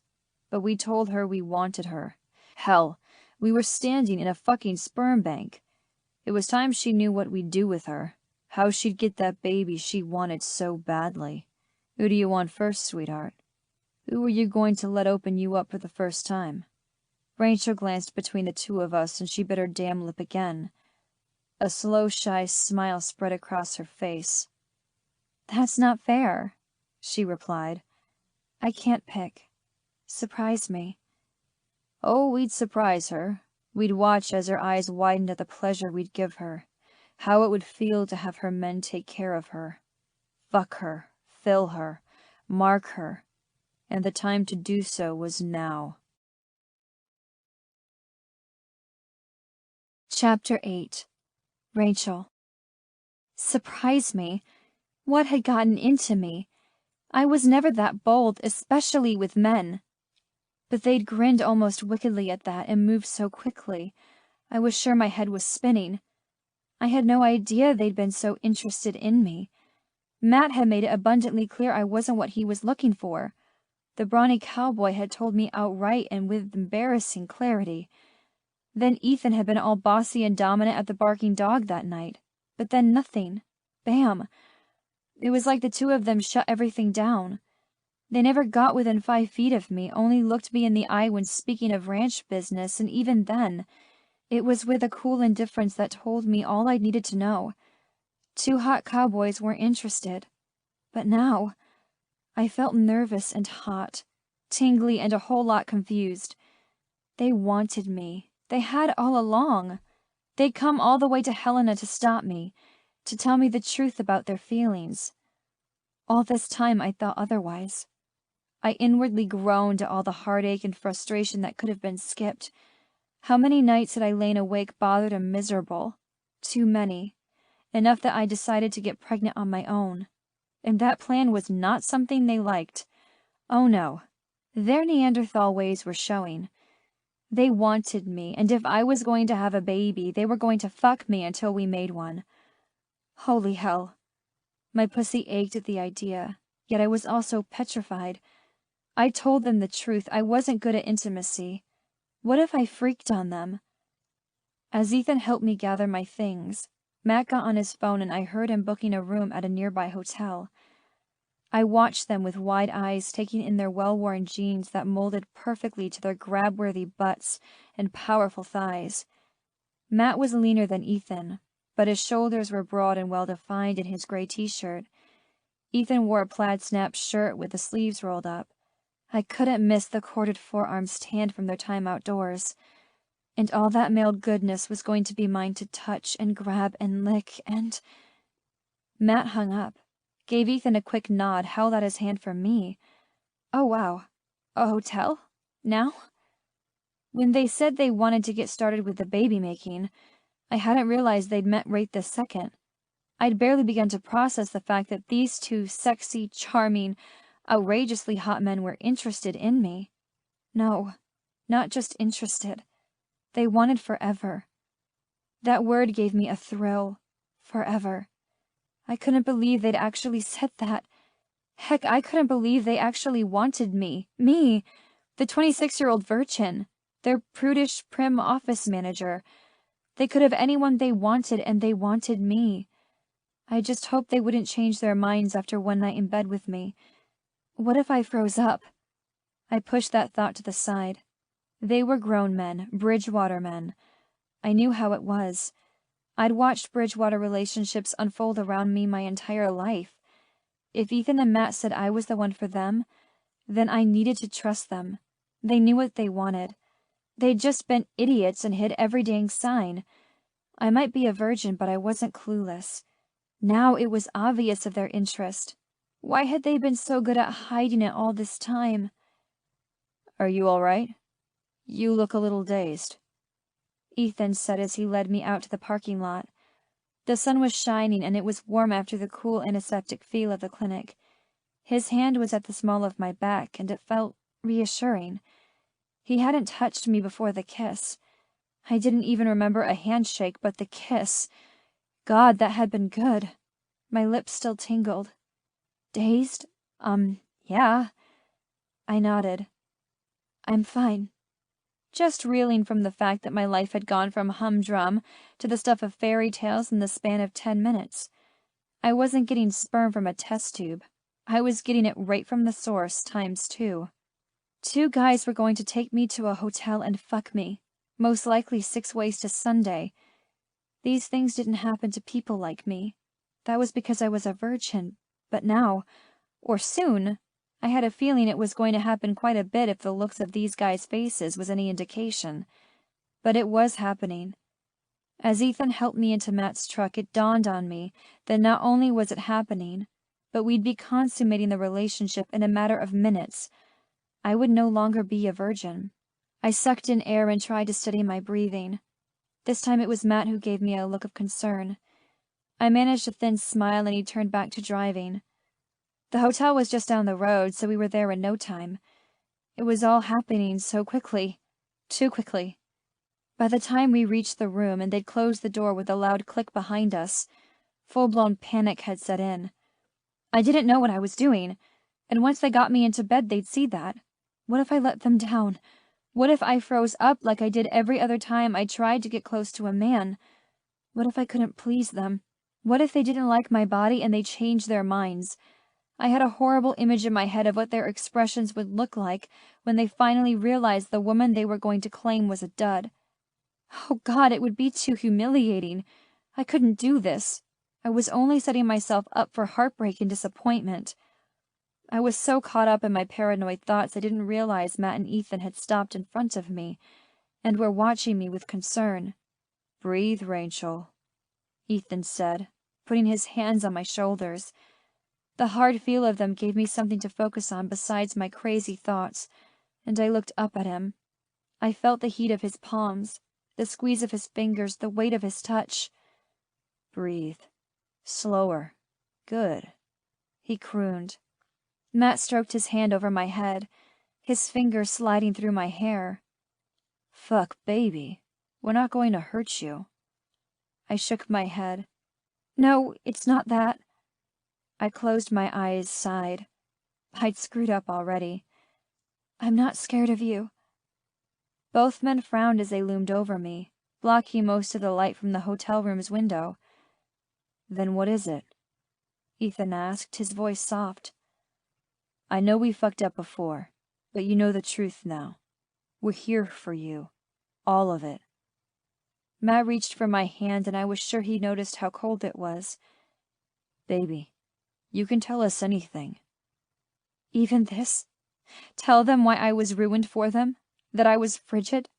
For the first time since it happened, I found that I wanted to tell someone. No, not just someone. I wanted to tell them. I needed them to know why I wasn't good for them, why I'd never give them what they needed. They were very virile men. Pheromones pumped off them in waves, and I doubted I could meet all of their needs. I did it quickly, like ripping off a Band-Aid.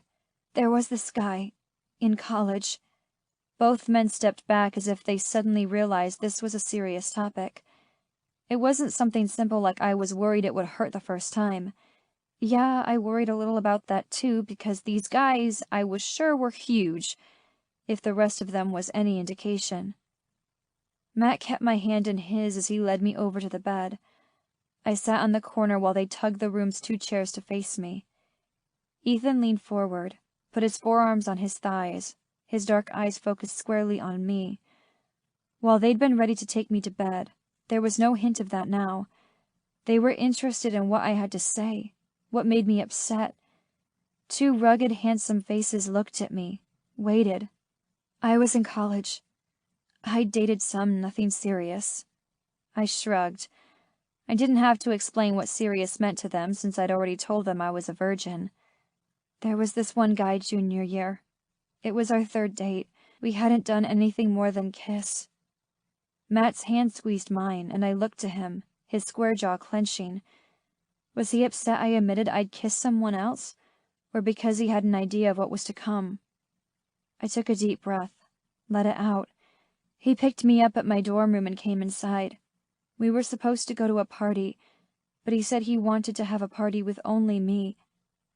I felt nauseated remembering the cheesy and gag-worthy line. Then I'd been a little excited, flattered. I flicked my gaze between the 2. They were waiting, too damn patiently. There was no way I could get out of this now. We started kissing. He had me on my bed and he rolled me beneath him. He got handsy and aggressive and I told him no. I tried pushing him away, but he was too strong. I didn't breathe as I said all that, but took a breath now.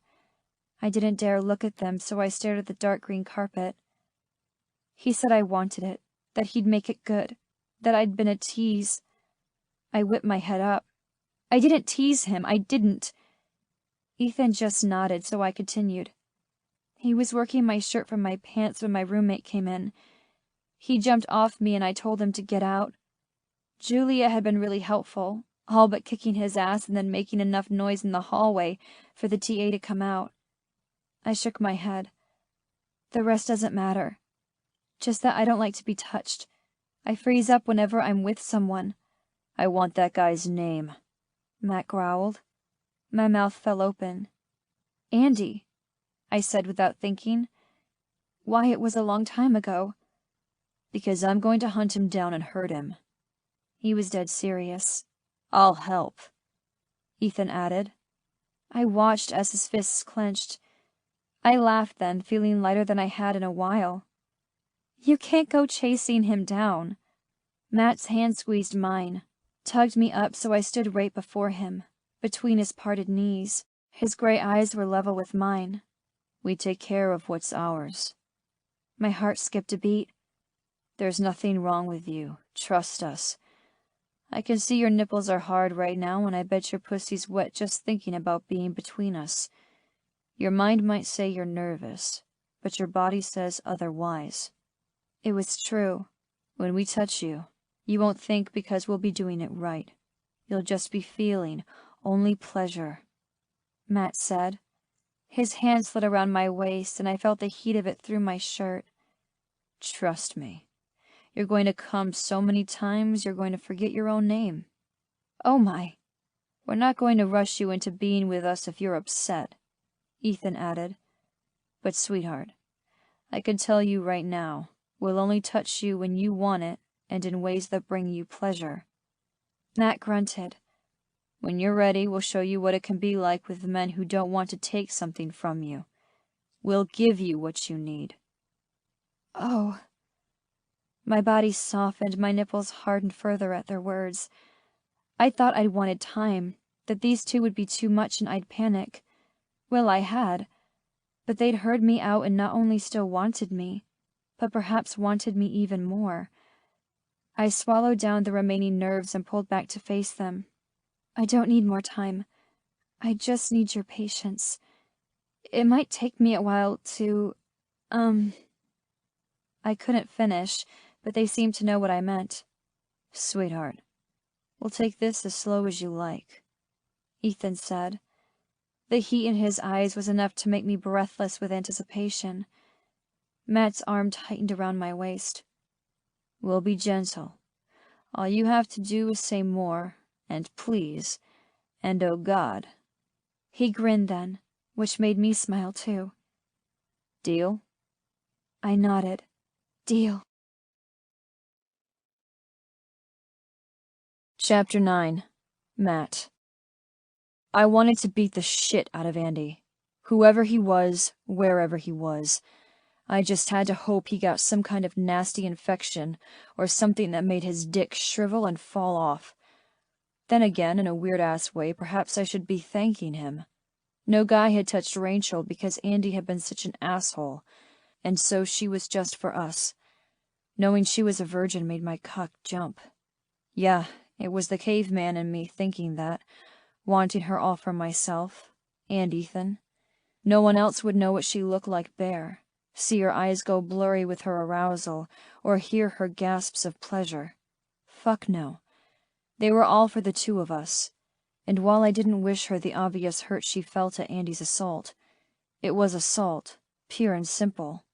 She was going to be taken care of now. Her first time would be perfect, not a quick college fumble. No, we'd make this good. We'd make it incredible. The responsibility was heady, but I was up for the challenge. She was so beautiful. No, not a swimsuit model, but better. Her chestnut hair was pulled back into a simple ponytail, showing off her high cheekbones, her full lips. She wore only a little makeup. She didn't need more. She was perfect as is. "One thing you're going to learn now, baby, is that we're protective. And possessive," Ethan added. "And a little obsessive." I stroked my finger down her soft cheek. "I admit, I've been obsessed with you since you walked up to me, all hot and sassy at the rodeo." Her shoulders relaxed and she let out a little laugh. "Sassy? I am not sassy." I winked at her, glad she was getting back to her usual self. I'd rather have her spitting fire than blinking back tears. I couldn't help but watch the soft sway of your hips beneath your jeans, the way your breasts were lush in your pale pink shirt as you approached me. Her mouth fell open. "You remember what I wore?" I nodded, continued to stroke her skin, slid my fingertip down her neck. "I remember everything about you." "Oh." "One thing, baby." Her green eyes lifted to meet mine. "I'm like a little boy with a toy sometimes. If Ethan gets to kiss you, then I want to kiss too." I had no idea how to approach a woman with blatant trauma in her past. We could go get some food, woo her over the next few weeks, even months, and hope she'd slowly come to trust us. But I didn't think trust was an issue. I'd seen the heat in her gaze at the rodeo. My words had turned her on and pissed her off. She just needed to be coaxed, led, literally handheld, until her mind caught up with her body and decided it wanted us. The corner of her mouth curled up. "You feel neglected?" she asked. I nodded. It's not fair he's gotten to taste those pretty lips and I haven't. Ethan laughed behind me. Yes, I see. She put a hand on my chest, and there was no doubt she could feel my heart beating frantically. I definitely have to be fair with my kisses.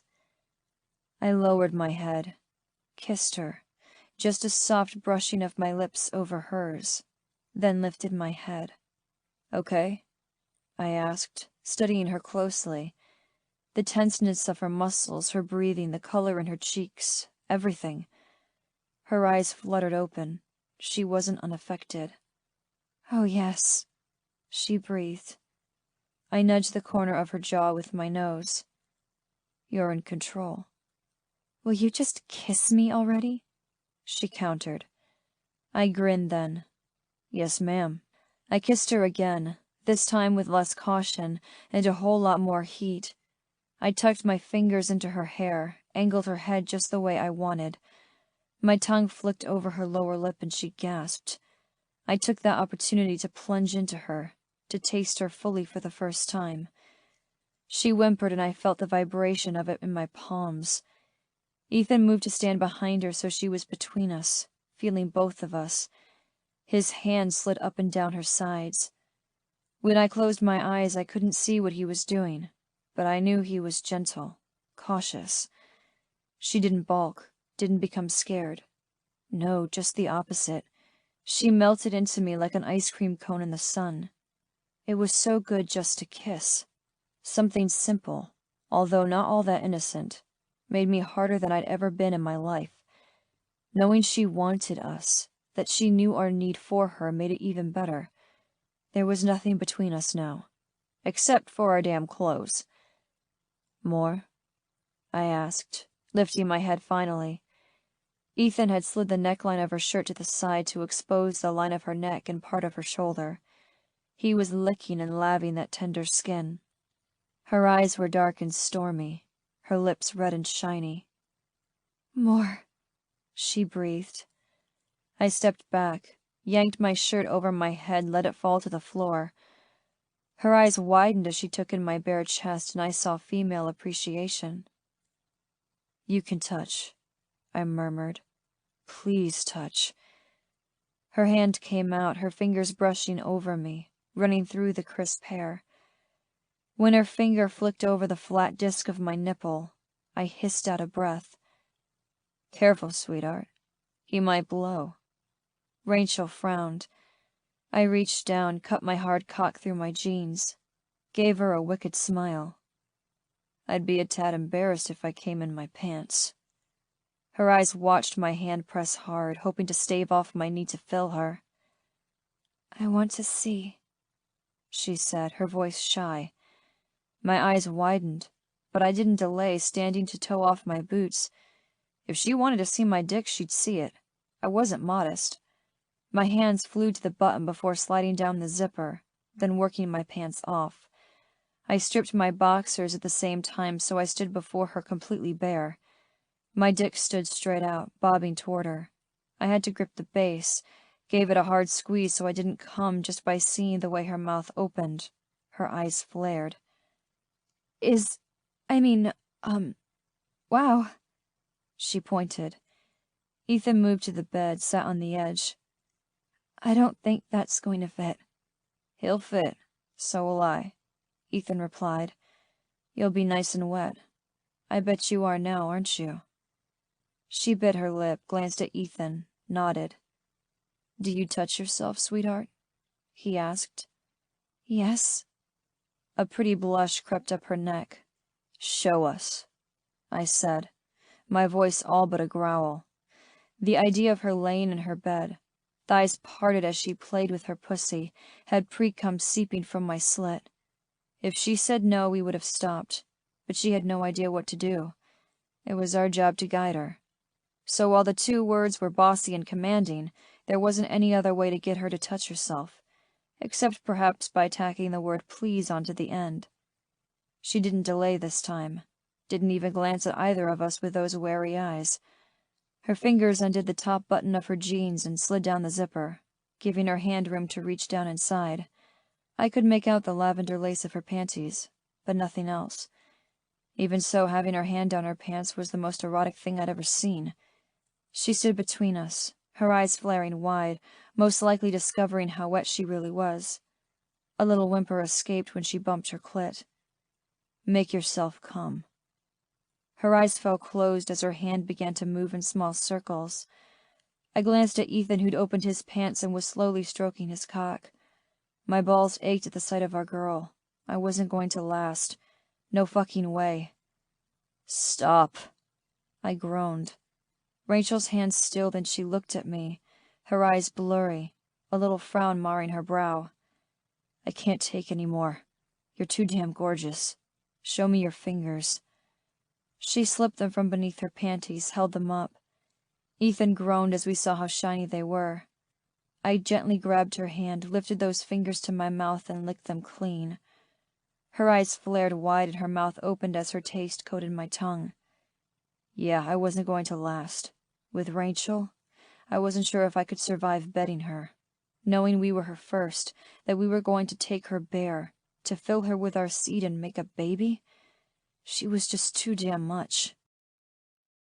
Rachel. Oh my God. Ethan was sitting on the bed stroking himself, his really, really big self, and Matt had the look of a man about to blow. Just as he'd said. I was somehow pushing him to the brink of his sanity, of his need. But he hadn't tossed me on the bed, climbed on top of me. No, he'd only kissed me. And what a kiss it had been. But he licked my arousal from my fingers. The flick of his tongue, the sucking went right to my clit. My aching clit since they had me touch myself. I'd been close, too. Just standing before them, knowing they were watching, was so hot. Seeing them now like this was hot. Everything about them was hot. Matt said he couldn't take any more. Well, that made two of us. Yeah, I was a virgin and I was worried about how their huge dicks were going to fit inside me. But I wanted it. I wanted both of them. I wasn't afraid. They were being so damn cautious, I was starting to get frustrated. They were being too cautious now. I appreciated that about them. Their concern for me. That they wanted to make this perfect. But perfect meant we were naked and they were doing what they wanted with me. And yes, to me. I wanted these two men to tell me what to do. Knowing they were skilled at this would guide me to pleasure I'd never even imagined, had my fingers going to the hem of my shirt and lifting it up over my head. My ponytail got caught and I worked it free, let the shirt fall to the floor. Ethan swore under his breath as they both stared at my lavender-covered breasts. Thankfully, I'd put on a pretty bra and panty set this morning. I watched as Matt's fingers curled into fists at his sides, and Ethan's hand moved a tad faster up and down his dick. "Touch me," I said to them. They weren't going to do it unless I told them to. They wanted my consent, needed it. "Please." Matt held up a hand. "Baby, you were assaulted, and now you've got two men who want you underneath them. I don't want you to panic." They were too nice for their own good. Yeah, I'd been assaulted, and it had affected me for years. It seemed strange, even to me, that I wasn't worried I'd have a flashback or concerned their touches would make me upset. Not in the least. Perhaps it was just that every guy who tried to get close to me before just wasn't Ethan and Matt. Perhaps I'd been waiting for them. Underneath, I might be a virgin, but I'm pretty sure there are some ways to do this without me being beneath you. Ethan's eyes flared with heat. I bit my lip. Maybe we can start with those. Maybe we can start with you two, naked. Yeah, I was being bold. I never knew I had it in me. But they were giving me a safe place to be the real me. Matt was already naked, so he just grinned. But Ethan... Hell, I hadn't seen clothes fly off so fast before in my life. He struggled with his boots, and one thunked against the dresser when he tossed it with haste. And when they were naked before me... Wow. I ogled. What woman wouldn't when she had two gorgeous men blatantly eager for her? Matt was lean and tall, tightly corded muscles. His chest hair was dark and it tapered to his navel and into a thin line, then went to the base of his cock. Wow, a really impressive cock. It was longer than Ethan's, but that wasn't saying much because Ethan was huge. I was worried he wouldn't fit. I couldn't imagine all of Matt fitting inside. Could it? I'd worry about that later. For now, I'd touch. They'd said I could. I stepped up to them, put a hand on each of their chests, felt the hot skin, the way their breaths caught. We're different men, sweetheart, Ethan said, his voice a rough rasp as I ran my palms over their nipples. But I promise we'll both make you come. Hard. I licked my lips, glanced down, let my fingers slide lower and lower still. When I was hovering just above their cocks, I glanced up at them through my lashes. Now, baby. Matt's growl was all I needed to grip each of them. Hot steel. They were so hard, yet the skin was so soft, almost like velvet. Both men groaned, and I felt a spurt of wetness coat my palms. I looked up at both of them once again. They were grinning. I told you I can't take any more. We're going to come in your hands instead of your sweet pussy if you keep it up. Matt's words had me letting go, and they groaned once more. It's time to see you, Ethan said. Can we get you out of the rest of your clothes? I nodded, and 4 hands went to work, deftly unhooking my bra, tugging my shoes off, then working my jeans over my hips. And when Ethan worked my panties down, with his teeth, I was done. Stick a fork in me, I was done. No, I giggled. Stick a cock in me. The two looked at me like I was slightly crazy. You okay? Ethan asked. I nodded. Yeah, this is just a little surreal. Both men stepped close. Matt settling behind me, his cock pressing against my lower back. Ethan in front of me. He tipped my chin up. We've barely touched you. They remedied that quickly enough. Matt's lips lowered to my neck, licked and kissed down it and across my shoulder. Ethan's hands cupped my breasts as he kissed me. I was lost. Too many hands, too many mouths. Within seconds I was lost in a swirl of pleasure. I was so much smaller than they were that Ethan dropped to his knees, and my breasts were at the perfect height for his mouth. He grinned up at me. I love that they're pink. Let's see if I can get those tips nice and cherry red from my mouth. My hands went to his head, instantly tangling in his hair when he sucked a nipple. Oh, my God. They hardened, one against his tongue and the other between his fingers as he played, pulled, even pinched. As he did that, Matt's hands were roaming, up and down my back, then lower and between my legs. When his fingers slid over my slit, my hips bucked. Dripping, he murmured in my ear. I still taste you. Ethan pulled off my nipple with a pop. I haven't tasted her yet, he grumbled. His hand slid down past my hips to my thighs, slid inward and pressed so I had to step wider. My turn. He didn't hesitate, didn't go gently. It seemed that they were done with being gentle, and I was fine with that. I didn't feel threatened, completely the opposite. I had no idea a tongue could be so incredible. Against my nipples, and now, shit, on my clit. Ethan was skilled, working me with his mouth as Matt slipped a finger inside of me from behind, curled it. So tight. I didn't release my hold on Ethan's head, only rocked my hips into his mouth and on Matt's finger. I'm going to come. Holy shit, this feels so good. Matt tisked me. If you can still make sentences, we're not doing it right. Ethan agreed with a murmur, the vibrations of it pushing me over the edge. I came, practically ripping Ethan's hair out as I held on for dear life. My cry split the air, and I was glad Matt hooked an arm about my waist. Otherwise, I would have melted to the floor like a puddle of goo. Yes, yes, yes! They continued their attentions, but softened them, gentled them until my orgasm ebbed. Wow, I said. Ethan moved back, and I finally released my hold. He laughed as he ran his hand over his head. sat back on his heels. I love hearing you come, Matt murmured, kissing my shoulder. We're not done, sweetheart, Ethan promised. That was just a warm-up. Oh yeah, I was all warmed up. My muscles were like pulled taffy, my skin damp with sweat. I had a feeling they were right. I wasn't going to be able to make sentences if they made me come like that again. And I had a feeling they would. Again and again. More, I said. In me now. God, please. Matt came around and stood beside Ethan. They studied me closely, perhaps ensuring I was still okay, which I was. So much more than just okay. You want to ride our cocks for your first time? Matt asked. I nodded. Perhaps that was best. Well, I did trust these two. Knew they weren't Andy. I didn't want to ruin it by any possible freak-out if they were pressing me into the mattress. Matt moved to the bed, yanked the covers and sheets back, sat down, legs extended, back against the headboard, cock sticking straight up. He curled a finger at me, beckoning me to him. They had barely touched me yet, and I wanted them.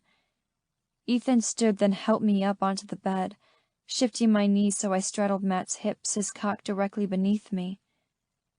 Wait, Matt said, leaning forward and taking my nipple into his mouth.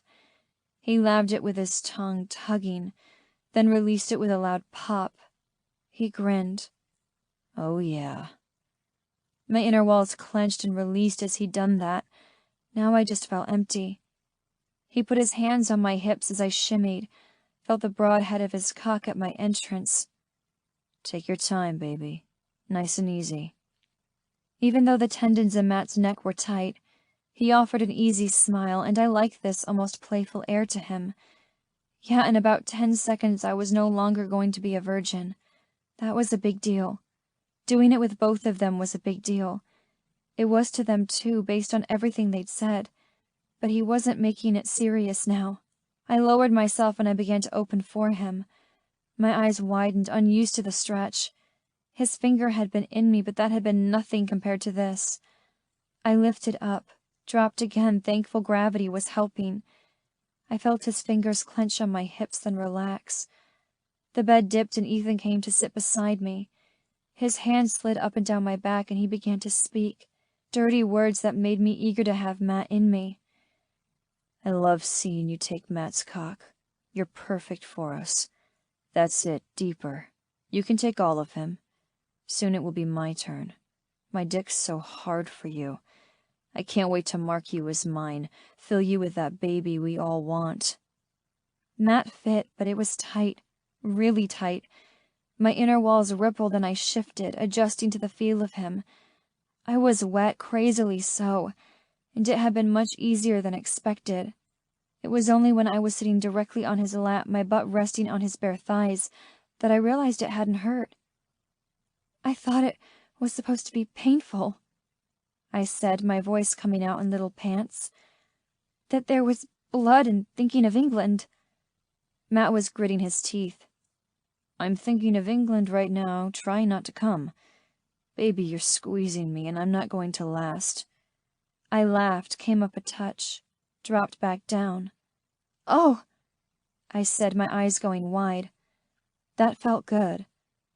Not every woman has a hymen, or it was torn at some point. Does it matter?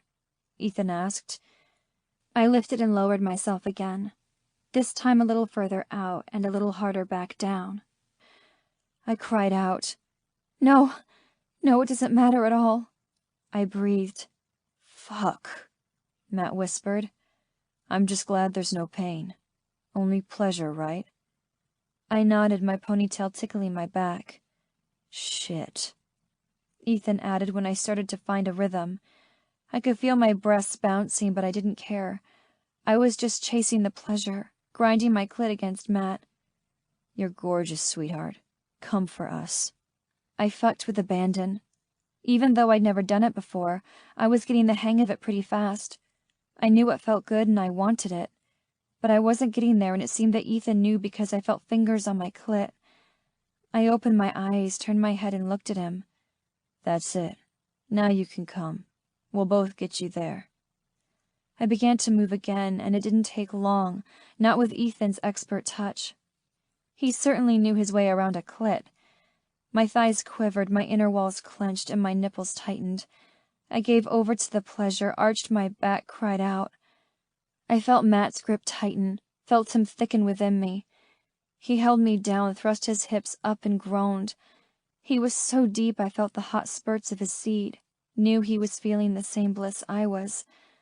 I'd given it to him, made him feel that way. It was hard to catch my breath, and for some strange reason, the tips of my ears were tingling.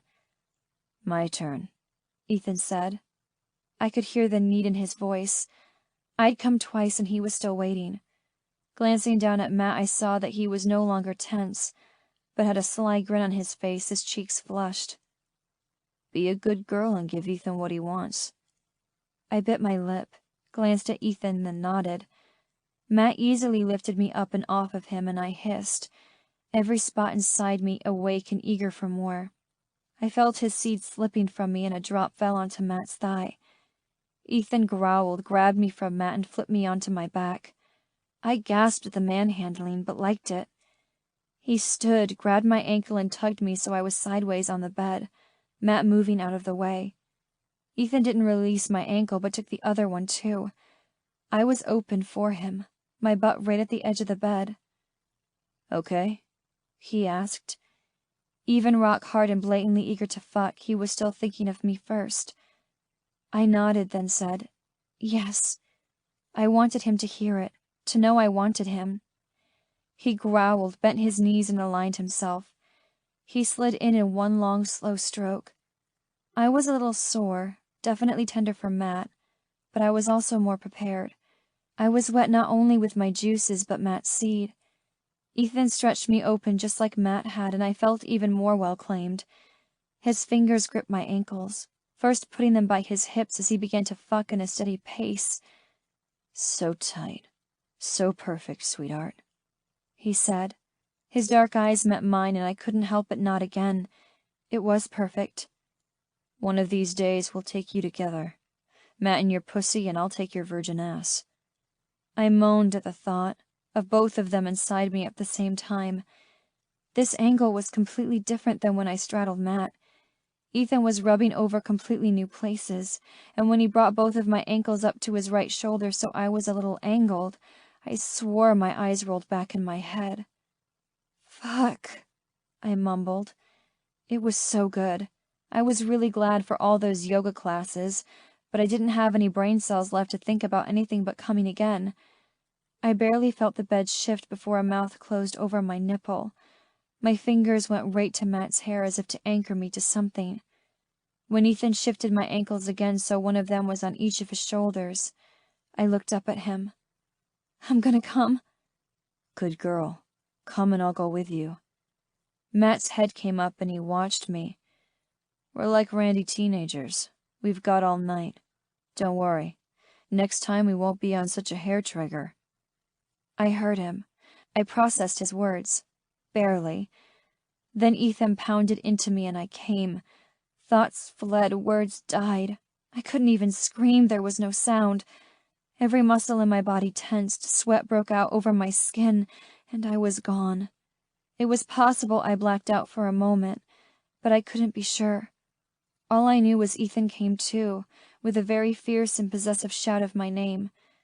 Before I could catch my breath, I was tucked beneath the covers, my men on either side of me. Sleep, one of them whispered. You'll need it. We're not done with you. Not even close. Chapter 10. Matt. Life was good. Really good. In fact, for the last 3 weeks, life had never been better. I could honestly say that for the first time since I walked away from professional baseball, I was happy. Content in a way I'd never thought I'd be, not even when I'd had my dream job. And it was all thanks to Rachel. We'd made our hours in that Helena hotel room, and we'd spent every night, and often during the day, doing it again and again. I was insatiable around her, and thankfully she was the same way. She may have been a virgin, but she wasn't shy. No, she'd been bold and playful, curious and wild right from the start. So far, Operation Knock Up Rachel hadn't been a success, at least not that we knew of, but we sure as hell enjoyed trying. And trying. We'd settled into a routine. While she hadn't moved in with us yet, Ethan and I shared a cabin on the ranch, one that we'd had built in preparations for someday having a big family. She had been spending the night more and more. She liked waking up between us, and I liked waking up and rolling her beneath me. I was content enough to forget I'd applied months ago for a job as a pitching coach for the San Francisco Giants, but they'd called me out of the blue, and it had brought up the memories of my time playing pro ball. The thrill, the highs and lows, the physical strain. I missed it all. Over the last week, I'd spoken with a few of their coaches, and they seemed interested in me. I couldn't be a player anymore, but being part of the organization made me feel alive again, in a way I hadn't felt since I blew out my shoulder. I hadn't talked to Ethan about it yet, or Rachel. There was no need to go there unless it became real. If it did, we'd handle it. Not that I didn't enjoy working the ranch. I did. It was my property brought to life. People enjoyed their visit, saw the Montana I'd grown up to love, and lately, I enjoyed it a whole lot more now that I could fuck our haughty office manager any time I wanted. Yeah, it was petty and chauvinistic sounding, but Rachel could take advantage of her two bosses any time she wished. The woman in question came into my office looking sexy and sweet and fucking luscious as hell. It had been surprisingly easy to transform from platonic bosses to her boss boyfriends. We set some ground rules from the get-go, some to make Rachel's life easier, and others to keep things interesting. She liked to play, and we were happy to oblige. One rule was that she was no longer allowed to wear jeans in the office, only skirts and dresses for our girl.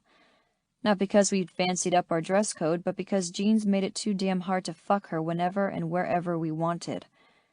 As Ethan so accurately pointed out to Rachel, it took a lot of tries to get pregnant.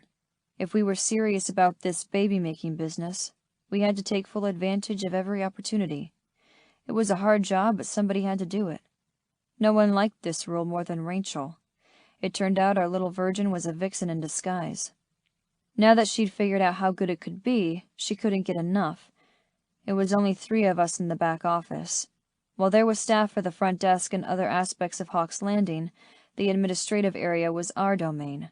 It wasn't completely private, but that was what an office door was for. She smiled as she came toward my desk holding up a notepad, yet placing the little pink message slip on my desk. "You had a phone call." With my hand raised, I stopped her. "Hold it right there, missy. Turn around and close the door."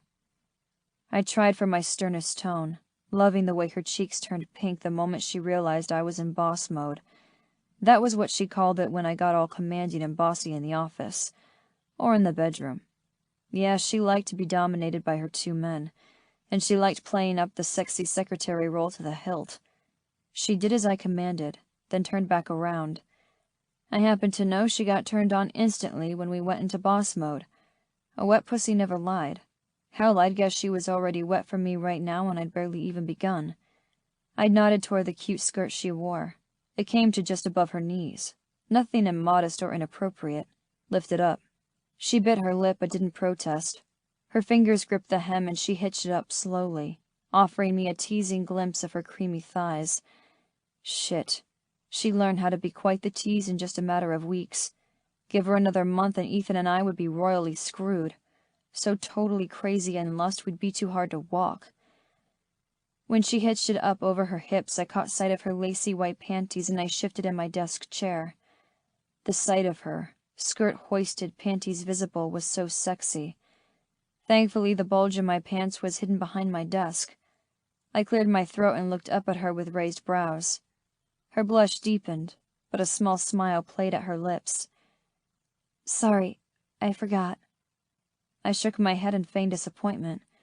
No panties was another rule we'd instituted, when even tugging off those silky lace numbers became too much of a hindrance. We'd ripped more off of her than we could count. When she got upset at us for ruining so many, we told her she shouldn't wear them anymore. What did we say about panties? They only get in the way. If you want us to keep that pussy filled up with our seed, you can't be wearing them. She nodded. "I know. I'm sorry." She didn't look sorry at all, and I tried not to grin. Panties would not be keeping us from filling her pussy. I nodded towards her panties. Lose them. She tugged them down over her hips, and I groaned at the sight before me. Sweet Jesus, I'd never tire of that sight. Her pussy was bare except for a neat little strip of groomed dark hair. I couldn't miss the pink folds or the way they were glistening with her juices, and our seed from when we fucked her this morning before she came into the office. Ethan walked into the room and startled Rachel, quickly dropping her hands. I waved my finger for her to lift them back up. He took one look at our woman with her skirt hitched up to her waist and stopped, turned and locked the door. I was sure the desire written all over his face was an echo of mine. We couldn't get enough of this woman. He didn't even stop to ask what we were doing or how our mornings were going. Ethan dropped his stack of paperwork on the edge of my desk and went to Rachel, dropping to his knees and burying his face between her thighs. She cried out, her head dropping back as her hands let go of the skirt so she could grip his nape. Shit. I was so turned on watching him eat her out I had to whip my cock out of my jeans and stroke it to find some relief. Her moans and whimpers were the stuff of my dreams. Ethan made a groaning sound as he buried his tongue in her pussy. Fuck, I was jealous. I couldn't wait to taste her again. It had been a full 12 hours since she sat on my face, and that was just too damn long. Her orgasm was fucking fantastic to watch. She was so responsive, so quick to pleasure. If I were keeping time, I'd say it took less than a minute for Ethan to get her off. She bit her lip to stifle her sounds. While we weren't near any guests, we definitely didn't want to share what we did with Rachel with anyone. When she stopped riding his face, Ethan pulled back, wiped his mouth with the back of his hand, and turned to me with a wicked grin. Was I interrupting something? Rachel looked dazed and blissed out, her cheeks flushed, more beautiful than I'd ever seen her.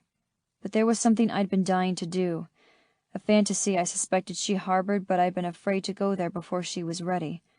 But she'd gone from virgin to vixen faster than fast pitch down the middle. I watched her fall back against my desk, her legs spread wide as a silly grin spread across her face. Yeah, she was ready. You were interrupting, I said to Ethan. My gaze never left Rachel. Our girl here forgot one of the rules and wore her panties. I flicked my gaze to Ethan's before he looked to Rachel, winked. He made a tisking sound that would have made a school librarian proud. His voice grew stern. Clearly he knew where I was going with this. We made the rules for a reason, Rachel, so we can give you what you need. She straightened on the desk, nodding her understanding.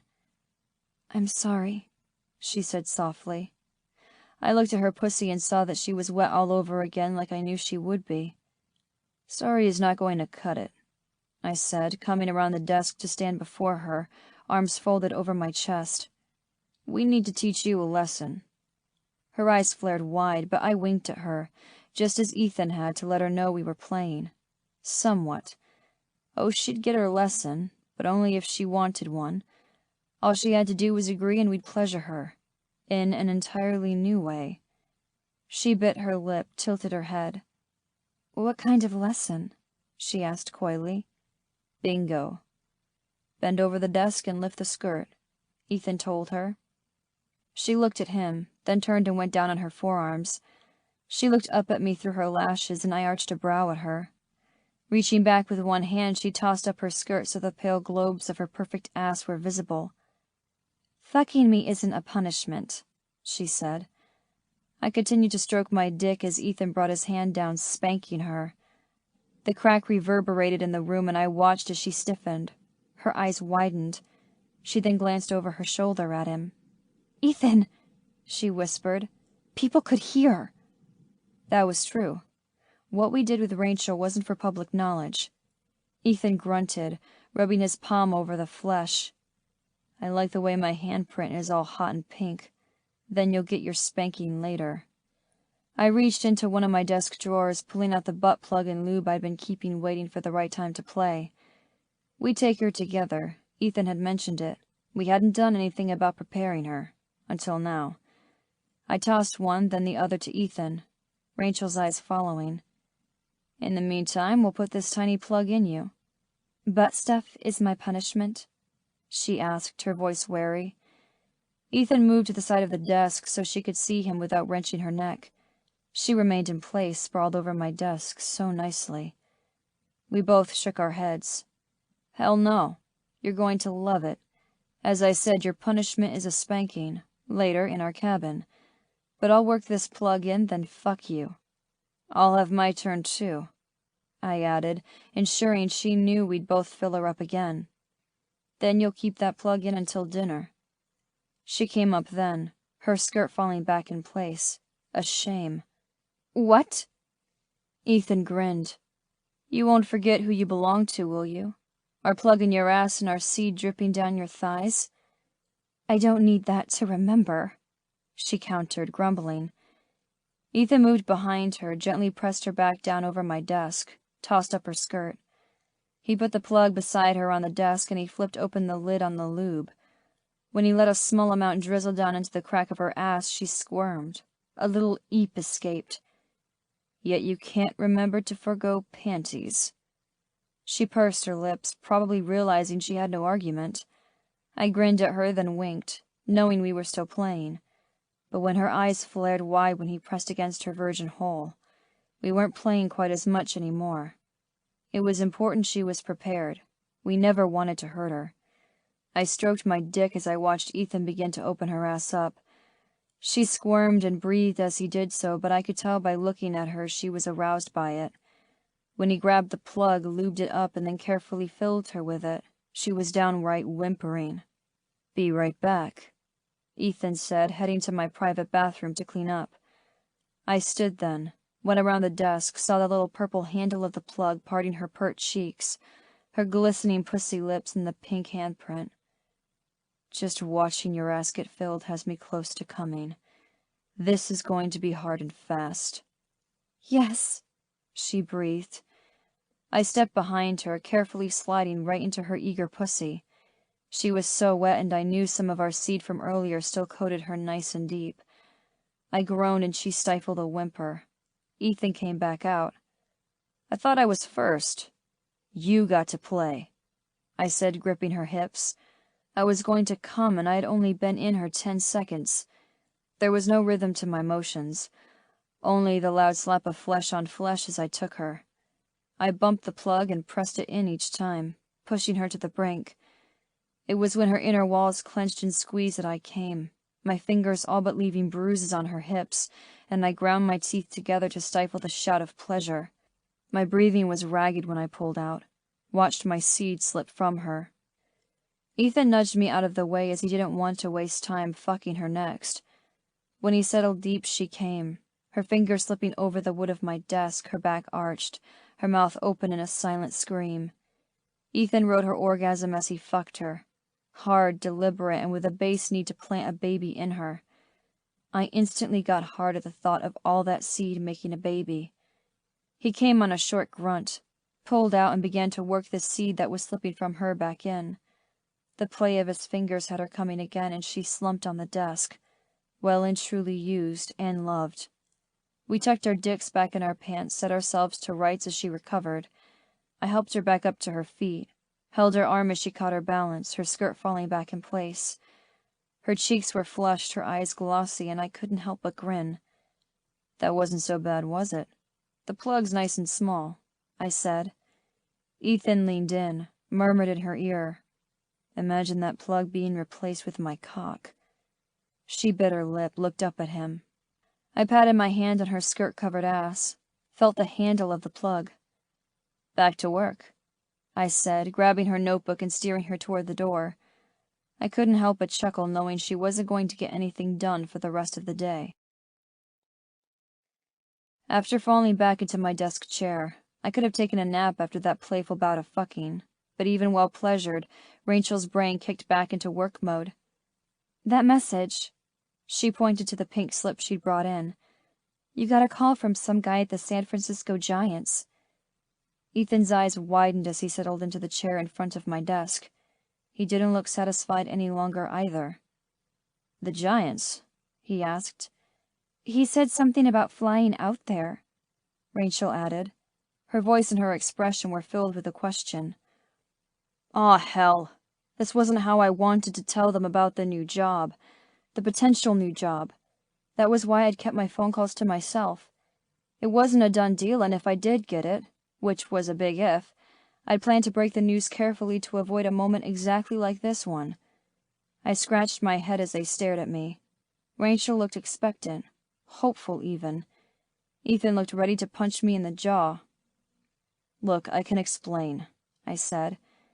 "It all started 6 months ago, well before you, well before the rodeo even. It was an opportunity, and I looked into it. That's it." "Yeah, but it's in San Francisco," Ethan countered.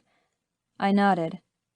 "It's a way of making it back to the big leagues. I don't have the job, it's just talk at this point." "And being flown to California," Ethan added. He definitely didn't like this possibility. Rachel was still wearing her soft smile, but her eyes were filled with a sadness that made my chest ache. I stood, went to her, took her hands in mine. "Baby, this doesn't change anything. I still want to be with you. I want our family." She nodded quickly and her smile grew, although brittly. "I'm happy for you, Matt. I really am." Before I could say anything else, there was a knock at the door. Rachel went to it, opened it. One of the front desk receptionists spoke briefly to her. Rachel turned. "New guests need some help. Let me deal with them and I'll be back." I stared after her even when the door swung closed. Much as I hated to see her go without resolving this, I was glad she wouldn't be around to hear Ethan and me argue. I slowly turned, bracing myself. "How could you keep this a secret?" he shouted. Yep, there it was. "Ethan, just let me explain." "When were you going to tell me?" he asked. "When were you going to tell Rachel?" I tensed at that. Things with Rachel were so good but so new. She was just starting to feel safe with us, and we were all adjusting to the idea of potentially being parents and a true family. Hell, she had a plug in her ass for the first time. It had seemed too soon to broach the subject of moving or long-distance relationships, the only two options if this dream job became a reality. I just hadn't really expected it to. "I was going to tell you both," I said, trying to keep my voice even. "I only heard from them for the first time last week, and I didn't want to bring it up unless I got it. Otherwise it would just stress everyone out for no reason, like now." "Stress everyone out?" Ethan repeated. "Of course it would. It has. We finally have everything we ever wanted, and you're about to ruin it." "I'm not ruining anything." "Jesus, don't be so melodramatic." That was the wrong thing to say. His face turned beet red, and for a second I thought he might have a stroke. "Matt, we're trying for a baby. Hell, we just fucked her over your desk. We've taken her bare from the start, 4 weeks. Do you understand what that means?" I had to tread carefully. "Listen, man, I know what I signed up for with you and Rachel, and I'm not backing out on that." "Obviously, since you just fucked her." He pursed his lips, said nothing more. His silence felt like judge, jury, and executioner. Damn it. He wasn't even giving me a chance to explain. My anger started to rise to his level. This was exactly why I hadn't told him in the first place. I knew he'd overreact. "Have I ever bailed on my responsibilities?" I asked, running my hand through my hair. "Give me some credit. If I said I'd commit to you and Rachel and help raise a child, then I'll do it." Some of the tension eased from Ethan, but he still looked frustrated. "You just don't understand. You've got everything you want right here." "No," I interrupted. "You have everything you want. You never wanted to leave Bridgewater. Running a ranch has always been your dream, but it wasn't mine." Shit. That came out wrong. Ethan looked like I'd just sucker punched him. I dropped my head back with a groan, stared at the ceiling. "Look, I'm sorry. That's not what I meant. I love what we have here, the business, our relationship with Rachel. It's perfect." Ethan studied me quietly. "But," he finally prompted, "but you've got to understand. I lost everything I'd spent my whole life working toward with one bad pitch. While I love what I've got right now, pro baseball was always my dream. And I had it. For a little while, I was on top of the world. Is it so wrong that I want to be a part of that again?" He was quiet, and I knew better than to push him. "What about us?" he asked. "The 3 of us. How does our family fit into your dreams? I ran a hand through my hair again because that was the million-dollar question and the one I didn't have an answer for. I don't know, but I'll find a way to make it work. I promise you that. He nodded, but he seemed far from happy with this conversation. When he started to walk away, I stopped him. Where are you going? He didn't turn back around to face me. I'm going to find Rachel and make sure she's not upset.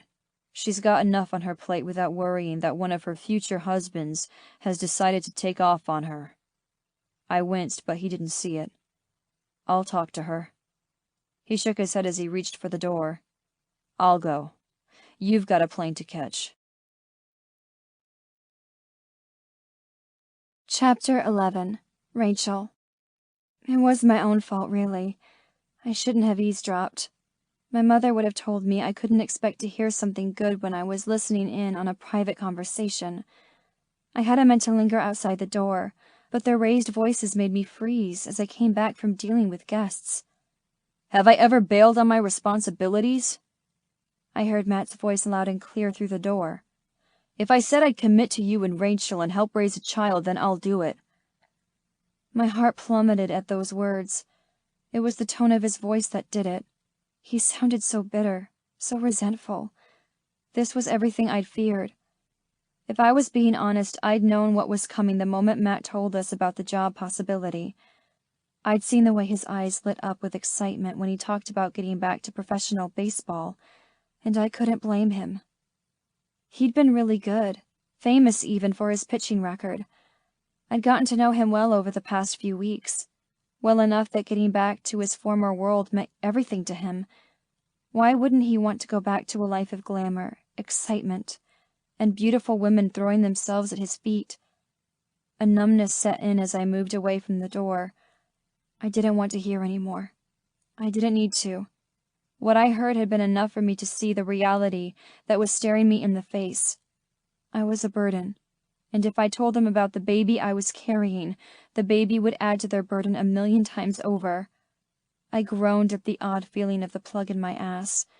Tears stung the back of my eyes as I gathered my purse and headed directly for the bathroom. They'd put it in as part of sexy times.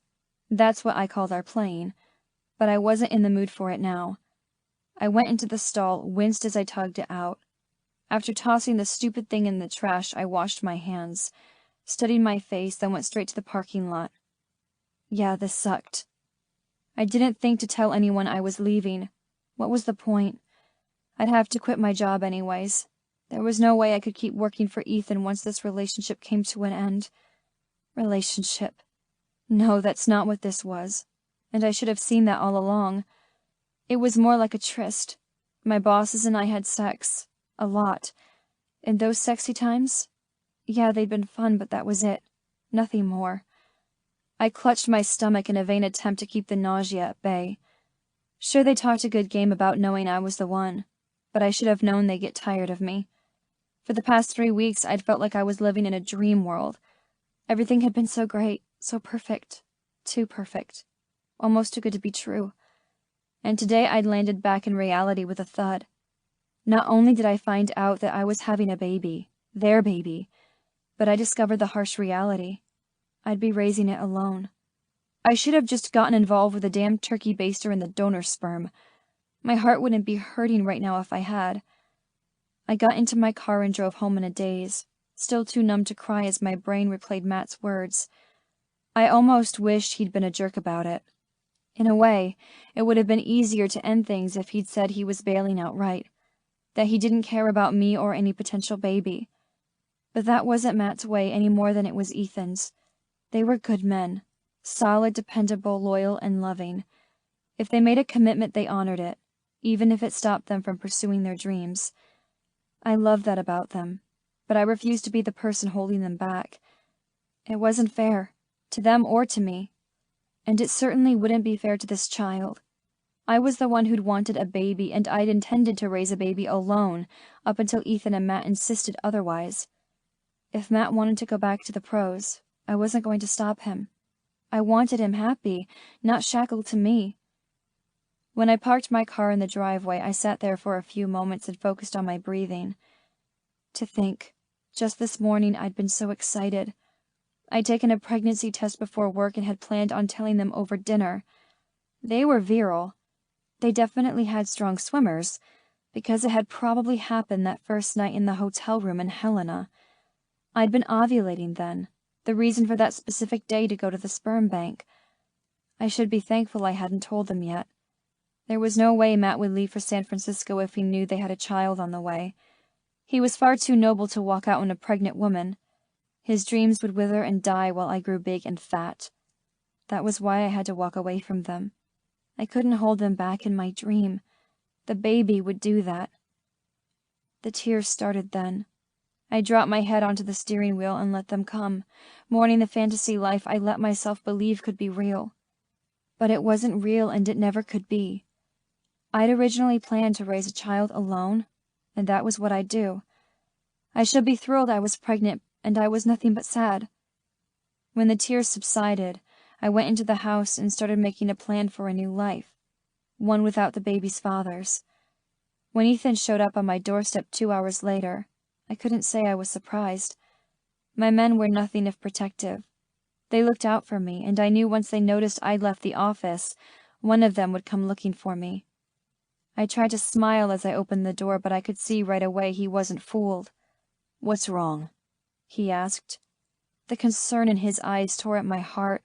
I didn't want to do this. The selfish part of me wanted to cling to Ethan and ask him to tell me it would be all right, and he would. He'd make promises and reassure me until I was comforted. But his kind words wouldn't change anything, not in the long run. So instead of running toward him, I backed away, gesturing for him to have a seat on the couch. He ignored the offer and came closer until he stroked my cheek gently. "Rachel, you're making me worried. Were you crying?" I swallowed down the voice that was begging me to reconsider. It was time to be selfless. These men deserved that much. They'd given me the baby I'd always wanted. The least I could do was give them their freedom. "I'm sorry to leave so suddenly," I said, my voice soft. I think I need to give my notice." That wasn't nearly as cool and confident as I'd intended, but it did the trick. Ethan's eyes widened with surprise and concern. In that moment, my heart ached for him. He was so strong, so protective, yet very vulnerable. It was easy to forget he had feelings too, that this would hurt him. "Why? Is it something we did?" I shook my head. "No, I just think it would make things difficult if I stayed and—" "If you don't want to work, that's fine," Ethan interrupted. His hands moved to my arms and he pulled me up against him. He felt so good, so strong, and I reveled in the feel, his scent one last time. "Matt and I make more than enough to cover your expenses, if you want to take some time to prepare for the baby." His grin was only slightly strained. "It's just a matter of time before you get pregnant. You know that, right? You need to be patient, that's all." I nodded, my chest aching at the lie of a mission hanging between us. I wanted to tell him about the baby, to see his reaction when I told him he was going to be a father, but that would only make this harder. I had to look away. "Ethan, I don't need to leave my job for the baby. I need to leave because I can't keep sleeping with you and Matt." Ethan's shock was quickly followed by confusion and frustration. "What? Why? Did something happen? Were we too rough with the plug?" I shook my head again. Understanding dawned quickly. "Is this about Matt and the job offer?" Before I could reply, he hurried on. "He won't be gone for long, sweetheart. He'll be back by the weekend, and then the three of us can talk this out and figure out how it will work." The struggle to hold back tears rendered me temporarily unable to speak. I cleared my throat and said what needed to be said. "I don't need to talk this out, Ethan. I'm ending it with both of you. For good." Guilt and sadness made the nausea worsen to the point where I had to clench my fists and bite my lip to keep from doubling over. I had to continue reminding myself that this was in their best interests. Ethan might not like it now, but he would when he found the right woman. Matt would be free to pursue his dreams in San Francisco. This was for the best. That was poor consolation when faced with Ethan's obvious pain. "Don't do this. Matt's been an ass before, and he'll be one again. That doesn't mean it's over." "No," I said, with a finality I didn't want to feel. They would move hell and earth to make this work between us, because they'd made a promise, and these men would never shirk their responsibilities. I'd have to do it for them. "I don't want to work it out." I was amazed by how calm I sounded, almost like my heart wasn't breaking and shattering into a million pieces at our feet. His brows drew together as he searched my face, looking for what I didn't know. His eyes were filled with pain and confusion, frustration and anger. "You were fine a few hours ago. Playful, even. Why didn't you say anything then?" I shrugged, glanced at the arm of my couch. It was a good question. What woman would let two men spank her and do butt stuff if she wanted to break it off? I would have given anything to ease his pain, but that would only make this harder. "What about the baby?" For a second my heart stopped. How did he know? "What if you're pregnant?" he continued.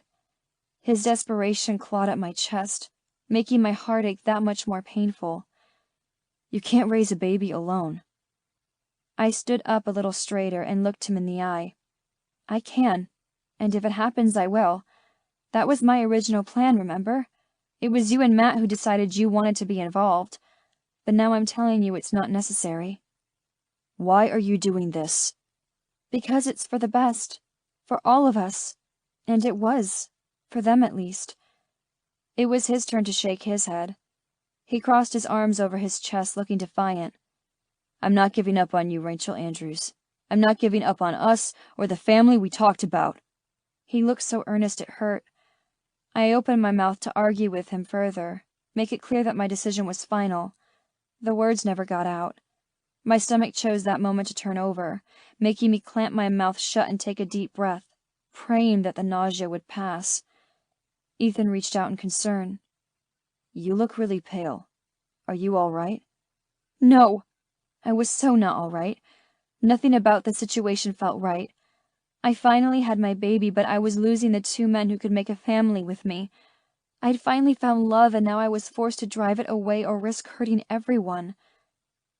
"I didn't sleep last night," I lied. "I just need to lie down." He nodded, helping me into a chair. "Fine. I'll leave for now, and I'll let you get some sleep." I kept my head down to hide the tears that were forming all over again. I couldn't see his expression, but I heard the hard determination in his voice when he continued. "Don't think I'm accepting this, sweetheart. I'll give you time. That's it. We promised you we'd prove to you that this is the real deal, and I mean to make good on that promise." Matt. This should have been a great day, a day for celebration. Here I was back in the big leagues. The assistant coach who'd been tasked with showing me around before my final interview led the way through the empty locker room. Everything about it felt familiar. The lingering smell of sweat and bleach, the distant sound of weights clanging from a training room. In a weird way, it felt like coming home. Except that it didn't feel like home. Not anymore. The coach showed me some of the new state-of-the-art training equipment, and I made the appropriate sounds of admiration. Or at least I hoped I did. Everything looked exactly the same, yet completely different. Years away had changed my perspective, changed me. My mind was still fixed on the way I'd left things back in Bridgewater. The whole job thing happened so fast. The flight had been booked, and I'd had no choice but to all but run to the plane if I wanted to make it to the meeting. There had been no chance to resolve things before I left, and I felt like shit about it. I knew Ethan was pissed, and Rachel? Shit. I tried their phones, but they weren't answering, and I was sick of leaving voicemails. A full day had gone by with no word from either of them, and I knew something was wrong, and I was, once again, the cause. Part of me wanted to jump on the next plane to get back and make things right, at least make them understand. I felt uncomfortable in my skin, as if I couldn't sit still. I was anxious, and it was really fucking hard to be on for the interviewers. I'd made it through several interviews and had one more left. It was the final meeting, the one that would decide my fate, our fate. I tried to get excited as the guy told me about the day-to-day tasks of the pitching coach position. I asked informed questions and furrowed my brow so it looked like I was concentrating on his answers. But the moment he started talking, my brain went off on a tangent of doubts and questions, while my gut screamed at me to leave, and my heart felt like there was a chunk missing. All three seemed determined to sabotage this meeting, to sabotage what I'd wanted for years, to be back in the majors. I almost missed it when the coach asked if I was ready for the final interview. "Of course," I said, trying to muster up the appropriate enthusiasm, slapping the guy on the back. He might have been fooled, but I was not. As I followed him to the conference room, my feet felt like lead. Why did it feel like I was heading in for a root canal without Novocaine? My hesitation had nothing to do with nerves. Nah, the job was mine. I knew it. In fact, I wished I was nervous. At least that would be a sign that I was excited about this job, that I really wanted it. Because I did want it, didn't I? This was my break I'd been wanting ever since I blew out my shoulder. I'd wanted a chance back in, and I had it. It was right there. I just had to reach out and take it. Yet somehow being here didn't feel like it did in my dreams. In all those late nights wishing I could be back in this exact spot, I felt like I was trying to go back in time and relive a great period of my life. I was left alone in the room to wait on the head honchos who would have the final say. The longer I sat there, the more I itched to leave. How could I focus on answering interview questions when all I could think about was what was going on at home? Was Rachel running the office in one of her summer dresses? While she would be bare-assed underneath, there was nothing showy or inappropriate about my girl. No, she was sweet on the outside and a sexy siren for only me and Ethan. And yet the last time I saw her, she was upset with me.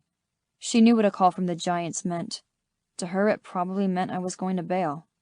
That was what it felt like sitting here, that I'd bailed. On her, on us, on the family we were trying to make. The executives filed in, and I got up to greet them, shaking hands, settling across from me at the big conference table. I didn't want to go through with this, and it wasn't entirely because I was impatient to be home fixing things with Ethan and Rachel. Something about this whole experience didn't feel right. One of the men launched into a spiel about the team and the position. It all sounded too good to be true. Big salary, spring training in Arizona, months off in the off-season, back in the dugout as a coach. When he was done, he asked a simple question. "So, Matt, why do you want this job?" It was an easy warm-up question, one I should have been able to answer in my sleep. I'd known the answer all these years, waited for the moment when I could give it. But now that my chance was here, I found myself staring at the man as my mind went blank. Why did I want the job? So I could be in the majors again? So I could watch on the sidelines as men younger and in better shape lived out my dream career that had been cut short? For the first time since I got the call saying they were interested in me, I let myself imagine what it would really be like if I took the job. I'd be on the road all the time, which was fine when I'd been young and single. But now, Arizona didn't seem too appealing. Now it would mean leaving behind Rachel and eventually our children. That thought brought with it a physical ache. I didn't want to be away from her these few days in California. How would I feel when it was spring training and then the season with over 150 games? And not one of those games happened in Montana. I'd never had anything to sacrifice. Until now. Was it worth it? For so long I thought my dream was baseball, but I'd never stopped to notice that somewhere along the way, my dreams had changed. I'd fucking changed. I pictured Rachel walking into my office with those warm hazel eyes and that sweet knowing smile. She was my dream now, my every fantasy. And somewhere along the way her dreams had become mine, and definitely her fantasies. I couldn't wait to hear her tell us she was pregnant. Couldn't wait to watch her belly grow. Sure, they might be tame dreams compared to my former aspirations, but that didn't make them any less real. Hell, they were more real. What did I get out of the majors besides a bum shoulder? Nothing. With Rachel, I got everything. And Hawk's Landing. I'd always thought of it as Ethan's dream, but at some point it had become mine too. I loved working the land and having the space and freedom that came with living in Bridgewater. I liked sharing it with the guests, letting them see how special Montana was. There was nothing appealing about the idea of moving back to a major city. The noise, the lights, the crowds, Shit, I hadn't seen rush hour in years. The only place I really wanted to be was the place I'd just left, Bridgewater. I'd spent so long being bitter about what I'd lost, pissed that my shoulder had given out on me before I was ready. I never stopped to see what I'd gained. The executives were watching me, waiting for an answer as the silence stretched into awkward territory. I didn't care. I not only wasn't nervous, I didn't care if they were impressed or not. I didn't care, period. Not about this job and not about baseball. Not any longer. All that mattered was getting back home and making things right with the two people in the world that truly mattered. My chair scraped against the floor as I pushed it back and stood, causing more than one executive to raise his brows in surprise. "Sorry, gentlemen," I said. "I have some place to be." As I headed out of the office and back to my hotel to pack, there were no regrets about my decision. If anything, I felt free. A load had been lifted off my shoulders. Maybe it was some of that old bitterness about the way my career had ended, or maybe it was just the relief of knowing that I was finally heading home, to my family. Chapter 12. Ethan. This was torture. 2 days had passed and there was no getting through to Rachel. I tried everything, but the woman had gone ice cold on me, shutting me out. She wouldn't answer her door, wouldn't answer my phone calls. The worst part was I was fighting for her on my own. Matt had finally called back, but by then I hadn't wanted to talk with him. Telling him over the phone that Rachel had just ended things with us just seemed cruel. Besides, I'd hoped that I could convince her to give us another chance before he returned. But he was still off on his trip and things with Rachel were worse than ever. I'd reached a dead end on how to get through to her. At the office, she'd given her 2 weeks' notice. I talked until I was blue in the face, but she remained stubbornly silent on why she was breaking up with us. She'd even taken to wearing jeans again. The fun and games were definitely over. I'd run out of options and was feeling desperate, which was why I called in reinforcements. If I couldn't get through to her, I knew who could. I sat in a back booth with the barking dog and saw Emmy walk in with her husbands. I offered a quick wave to them as they remained by the door as Emmy approached. It was an off time, the lunch rush having come and gone, so the place was quiet. So was the jukebox in the corner. When she slid into the booth opposite me, she gave me a pitying smile that told me I looked like shit. I smiled at that because I knew she was right. I looked like shit and I felt worse. "If Rachel found out I was meeting you, she'd kill me," she said. She didn't seem too concerned by her sister's wrath, but I still apologized. "I'm sorry to drag you into this. I just don't know what else to do." She leaned over the table and her smile grew mischievous. "Oh, please. I was ecstatic for an excuse to get out of the house with my men, and my mother has been eager to babysit. Besides, I want to see Rachel happy as much as you do." I let that register. She had worked for us for 2 years, knew Matt and I better than most. "Does that mean you think we could make her happy?" She rolled her eyes. "Are you kidding? I've never seen her happier in her life." Relief had me slumping back in the booth, but her response did nothing to help my confusion. "I thought she was happy too. Do you have any idea why she's doing this?" She bit her lip and toyed with the silverware set out before her. It was clear she was trying to figure out how much she could tell me without breaking her sister's confidence. "You know, don't you?" A little part of me hated myself for putting Emmy in this position, and for invading Rachel's privacy in this way. But if she wasn't willing to talk, what other options did I have? Finally, Emmy blew out a long breath. "All I can tell you is she's not doing this for herself. She thinks it's the right thing to do for you and Matt." I frowned, shook my head. "She said something like that the other day, but it doesn't make sense." I sighed, ran a hand over the back of my neck. "Why?" Emmy's mouth clamped shut. Clearly that was all the info I was getting from Rachel's loyal little sister. I forced a smile. "Thanks, Emmy. I appreciate you meeting me." She reached out a hand and squeezed mine. "I'm rooting for you, Ethan. We all are." I nodded and watched as she walked away to join her husband's by the door.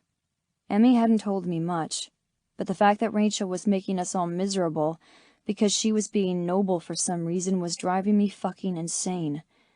I didn't need her to be noble. I needed her to be ours. I had a very strong suspicion it had to do with Matt and the job offer, that she must have come to the conclusion that she was standing in his way. And if we'd made a baby, then she'd be pretty hefty baggage for Matt. The silly woman didn't understand that she was everything we wanted. I cursed under my breath at Matt, though he wasn't around to hear me. This was his fault, again. That ass was going to ruin the best thing that had ever come our way. If this really was the issue, it would take more than just me to get through to her.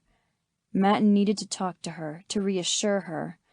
He was the one who'd put these doubts into her mind, whether he'd intended to or not.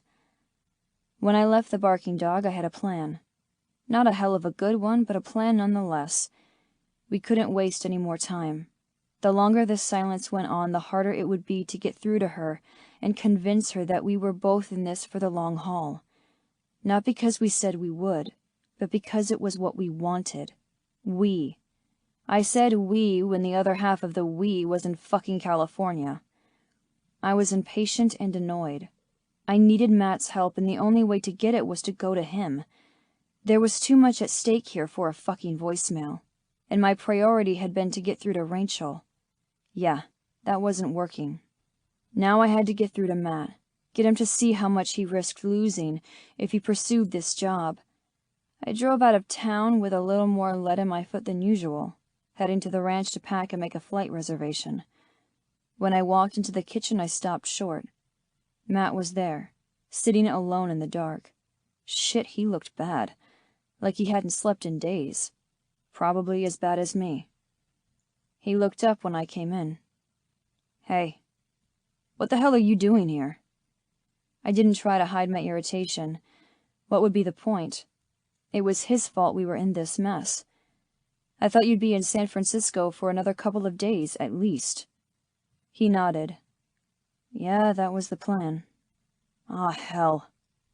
He stared down at his feet, and despite my intentions to remain cold, I felt for him. I'd been there during his recovery from shoulder surgery, from when he had to drop the team, the aftermath. It had destroyed him, losing the dream like that. But he'd come back, found a new dream. Or so I'd thought. You didn't get the job? His head shot up and he looked surprised. Then he scratched the back of his head in a way I knew well. It gave him away every time he was guilty or embarrassed about something. Yeah, about that. I got the job. I grunted because I wasn't happy about it, but it didn't sound like he was either. But I turned it down. In fact, I think I burned that bridge. I got up and walked out, right in the middle of the interview. He summed it up for me quickly, his eyes never meeting mine as he admitted how wrong he'd been. That he'd been blinded by fantasies of dreams he'd long since outgrown. How he'd figured it out sitting in the general manager's office. He sighed. I fucked up. I put my hands on my hips, not understanding him. With the Giants? Huh, yeah. No, with Rachel. When he finally lifted his gaze to mine, I saw he was waiting for me to yell at him. I dropped my arms, exhaled. I didn't have it in me. It was obvious he was beating himself up more than I ever could, and he'd be hating himself even more once I told him how Rachel had called it quits. Yeah, you did. His shoulders slumped. Rachel dumped us. He jerked upright, as if cattle prodded. What? His voice practically shook the walls. He stood, began to pace. What? Why? Why didn't you tell me right away? I would have come back. I would have... Walked away from your dream? I asked quietly. I tried calling you, fucker, but this wasn't something I was going to leave in a message. Besides, how was I supposed to know you'd come to your senses in time and realize what you've got here is pretty great? Better than that. Perfect. I thought of Rachel when she smiled up at me. So open, so trusting. Yeah, we'd fucked up. Well, I had here. He groaned and dropped his head into his hands. This is my fault. Again, damn it. I knew she was fragile, wary of trusting us. Me in particular. I should never have run off like that. Much as I agreed with him, what was past was past. I wanted to punch him in the face, but that wasn't going to solve anything. Yeah, it would make me feel better, but not by much. The only way I'd feel better is if we got Rachel back. Maybe, I replied. But now that you're here, you're the only one who can fix this. I've tried. Trust me. So stop sitting here moaning and come with me to get our woman back. Rachel. I knew who was knocking on my front door before I even looked through my peephole. It was too late for Emmy to be out paying a visit, and the rest of my siblings would have been in bed an hour ago. Besides, no one in my family ever knocked like they were going to ram the door down if I didn't open. My heart was practically beating out of my chest as I stood there, fingers on the doorknob. I ached to open it, to launch myself in Ethan's arms, but I was also steeling myself for another lecture from him. When the pounding began again, I jumped, then threw the door open. I blinked up in surprise when I nearly collided with Matt, who didn't wait to be asked in. In fact, he picked me up, his hands on my waist, and carried me inside as if I were a package. He put me on my feet and stepped back as Ethan closed the door. Both men looked at me, and while it was my house and they just barged in, I nearly burst into tears right then and there. It had been torture turning Ethan away again and again. Those talks had sapped every ounce of my willpower and energy, and it had been so hard to not change my mind. I wanted to be with them, but I also didn't want to hold them back. I loved them too much for that. It wasn't just Ethan standing before me now, but Matt too. He looked as weary as I felt, but I saw intent in his gaze as he focused it squarely on me. Shit. I had no idea how I could remain strong with both of them in my living room and looking so stubborn and determined. I wrapped my arms around myself, wishing I had on clothes appropriate for doing battle. My comfy cotton tank top and shorts that I wore to bed didn't exactly lend me an air of cold reserve. Sure enough, I watched Matt's gaze move over my thighs that the shorts did nothing to hide. Ethan, meanwhile, seemed fixated on my breasts. Even though I'd crossed my arms, I was absolutely certain they could both see I wasn't wearing a bra. I shifted from one foot to the other, trying to ignore the heat coursing through at their possessive perusal, like they owned this body and had every right to look and touch. And they did own it. They'd claimed me body and soul. I would always be theirs. But they wouldn't be mine. That thought had me looking away, glancing down at my hot pink toenails. I had to remind myself of that over and over. It was the only thing keeping me from selfishly running back to them and letting them take care of me and this baby, rather than focusing on their own lives, their own dreams, which didn't include me. Matt moved closer, his long, lean body tense and powerful as he approached, a predator stalking his prey. He dropped his hat on the coffee table beside me. I noticed the whiskers on his jaw, the tired lines on his face. I swallowed and tried to move away, but the backs of my legs collided with my couch. "What's this I hear about you ending our relationship?" he growled. Oh shit. If my men ever pulled the good cop, bad cop routine, Matt would be the bad cop every single time. The ridiculous part was, even as I swallowed down my nerves, my shorts grew wet and my nipples hardened. I'd always been a sucker for his bossy voice, and he knew it. I licked my lips. I might have been going crazy for wanting these men, but one glance at the front of their jeans and it was clear the feeling was mutual. They wanted me just as much as I wanted them. I shook my head. Desire had never been the issue between the three of us. Attraction and passion we had in spades, in butt plugs and spankings. But desire didn't equal commitment. "I think it's for the best," I said, for what must have been the 100th time. Before I could go on with the rest of my spiel, Matt interrupted. "Tell me why." "Having a baby is a big commitment. I can't ask you guys to—" "Nobody's asking," Ethan said. He paced my living room looking like a caged animal. I knew he was frustrated.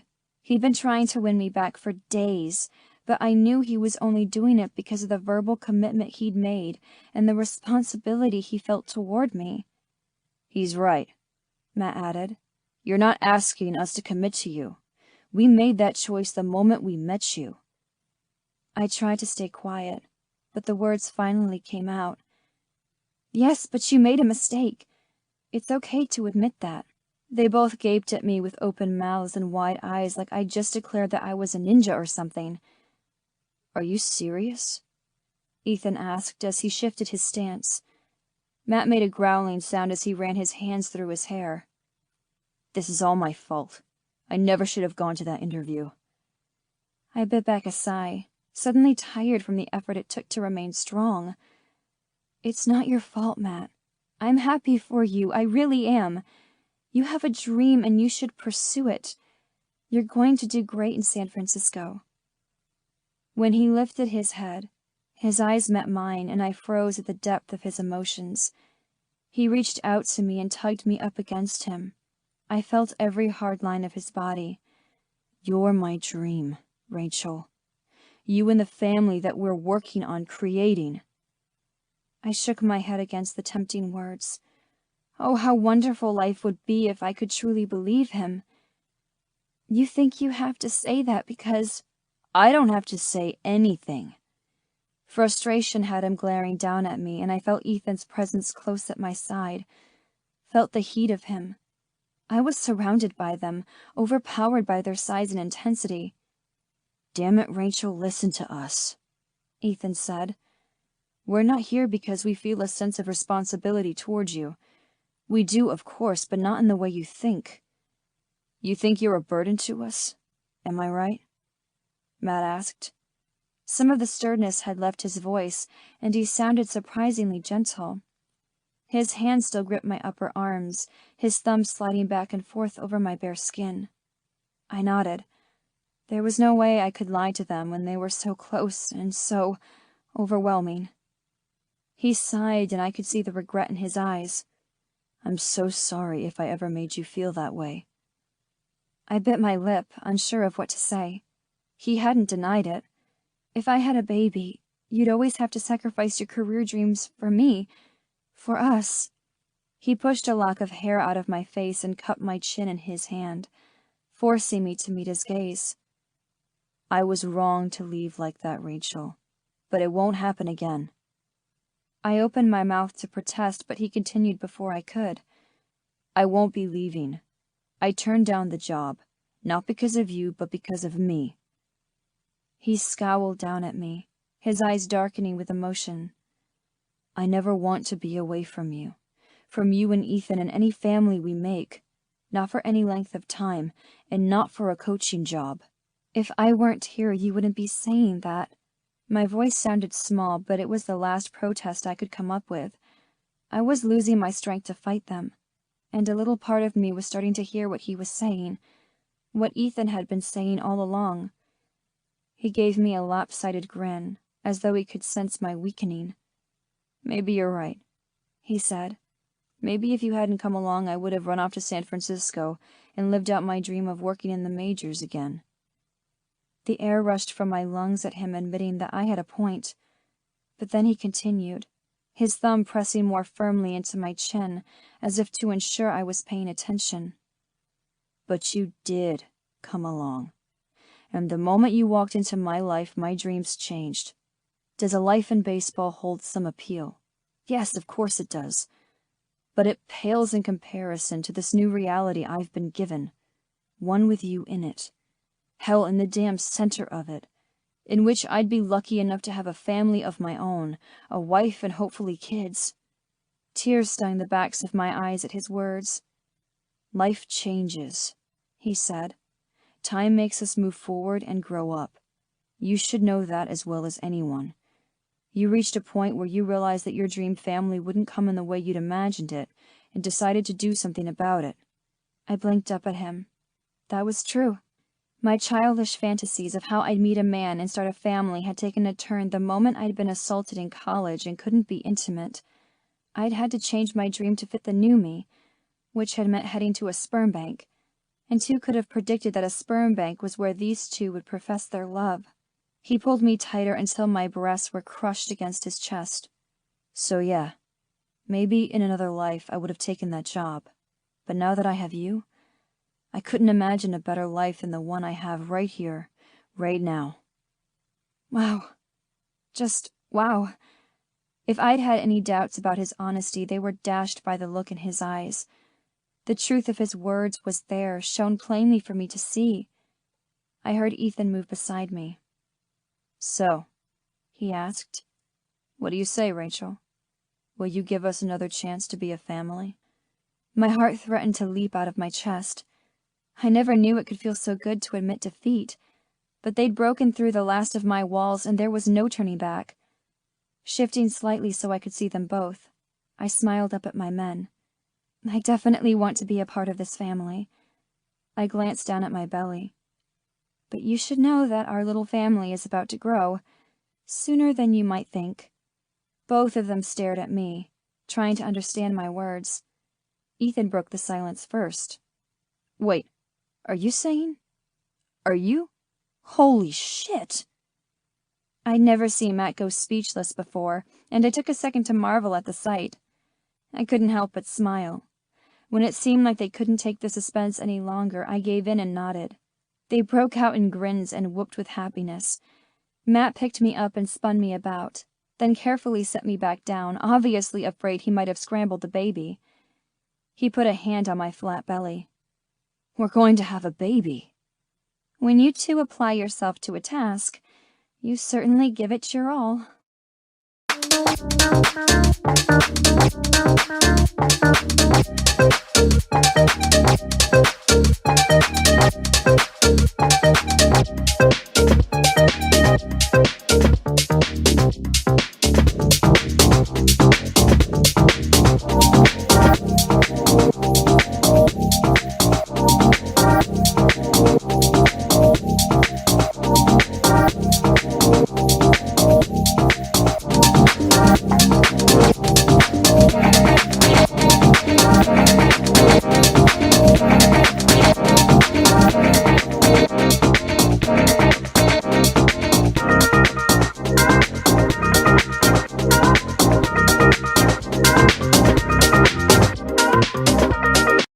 Chapter 13. Matt. I usually had something to say, always a witty comeback of some kind. But Rachel? Yeah, she shut me up. Not only did I have no words, but my brain wasn't functioning. She was pregnant. Holy fuck, she was having our baby. I was going to be a father. And so I just stared at her, mouth open, eyes wide, heart beating frantically, and oddly enough, my dick was as hard as a rock. I felt very virile, very manly, like a fucking caveman. My little swimmers were strong and they'd gotten our girl knocked up. I glanced at Ethan and his face had a similar expression to mine. Yeah, it could have been his mighty sperm, but I didn't care. Our woman was having our baby. How long have you known? Ethan asked, stroking a knuckle over her cheek. She looked down, saw my hand on her belly. It was still flat, and yet I imagined it growing round soon enough. That's why you did all this, he added, his voice softer. You knew and didn't want to keep Matt from his dream job. I stepped back then, yanking my hand away as if the baby just zapped me. Is that true? I asked. Shit. She had broken up with us so I could go after what I want unimpeded. She'd known she was pregnant and was willing to go it alone for my happiness. I ran my hand over my hair. She gave a slight nod. I love you. The words fell out of my mouth and I was just as stunned as Rachel looked. Not stunned at the feeling, because it was true, but because I hadn't said it before now. If I had, maybe none of this would have happened. Maybe my brain and my heart would have been in sync and I would have told the giants no before I even got on that damn plane. Ethan smiled. We haven't told you that, have we? Rachel looked between the two of us, clearly surprised. No. Maybe that's the problem. We made it clear you belonged to us. that we wanted a baby with you. Even told you we wanted forever. But we never told you why." "Oh," she whispered. "I think it was love at first sight." A laugh escaped her lips, and I had to grin. "Yeah, I know, it's crazy, me saying something as romantic as that." I stepped forward, hooked my hand about her waist and pulled her to me, felt every soft curve, heard the gasp that escaped, breathed in her sweet scent. "It's true. You might be Emmy's sister and our office manager, but you were ours before we even knew your name," Ethan admitted. "And the baby? I'm thrilled." He grinned then, in a blinding sort of way, and I knew that feeling. I felt it too. A smile, though, wasn't enough to show her how we felt about her, about the baby she was making, the family she was creating inside of her. "I love you, Rachel Andrews," Ethan said. His smile had slipped, and he looked at her with a sweet seriousness, with reverence. "Do you believe us, baby?" I asked. "Do you believe me when I say you're what I want? This baby is everything." She nodded.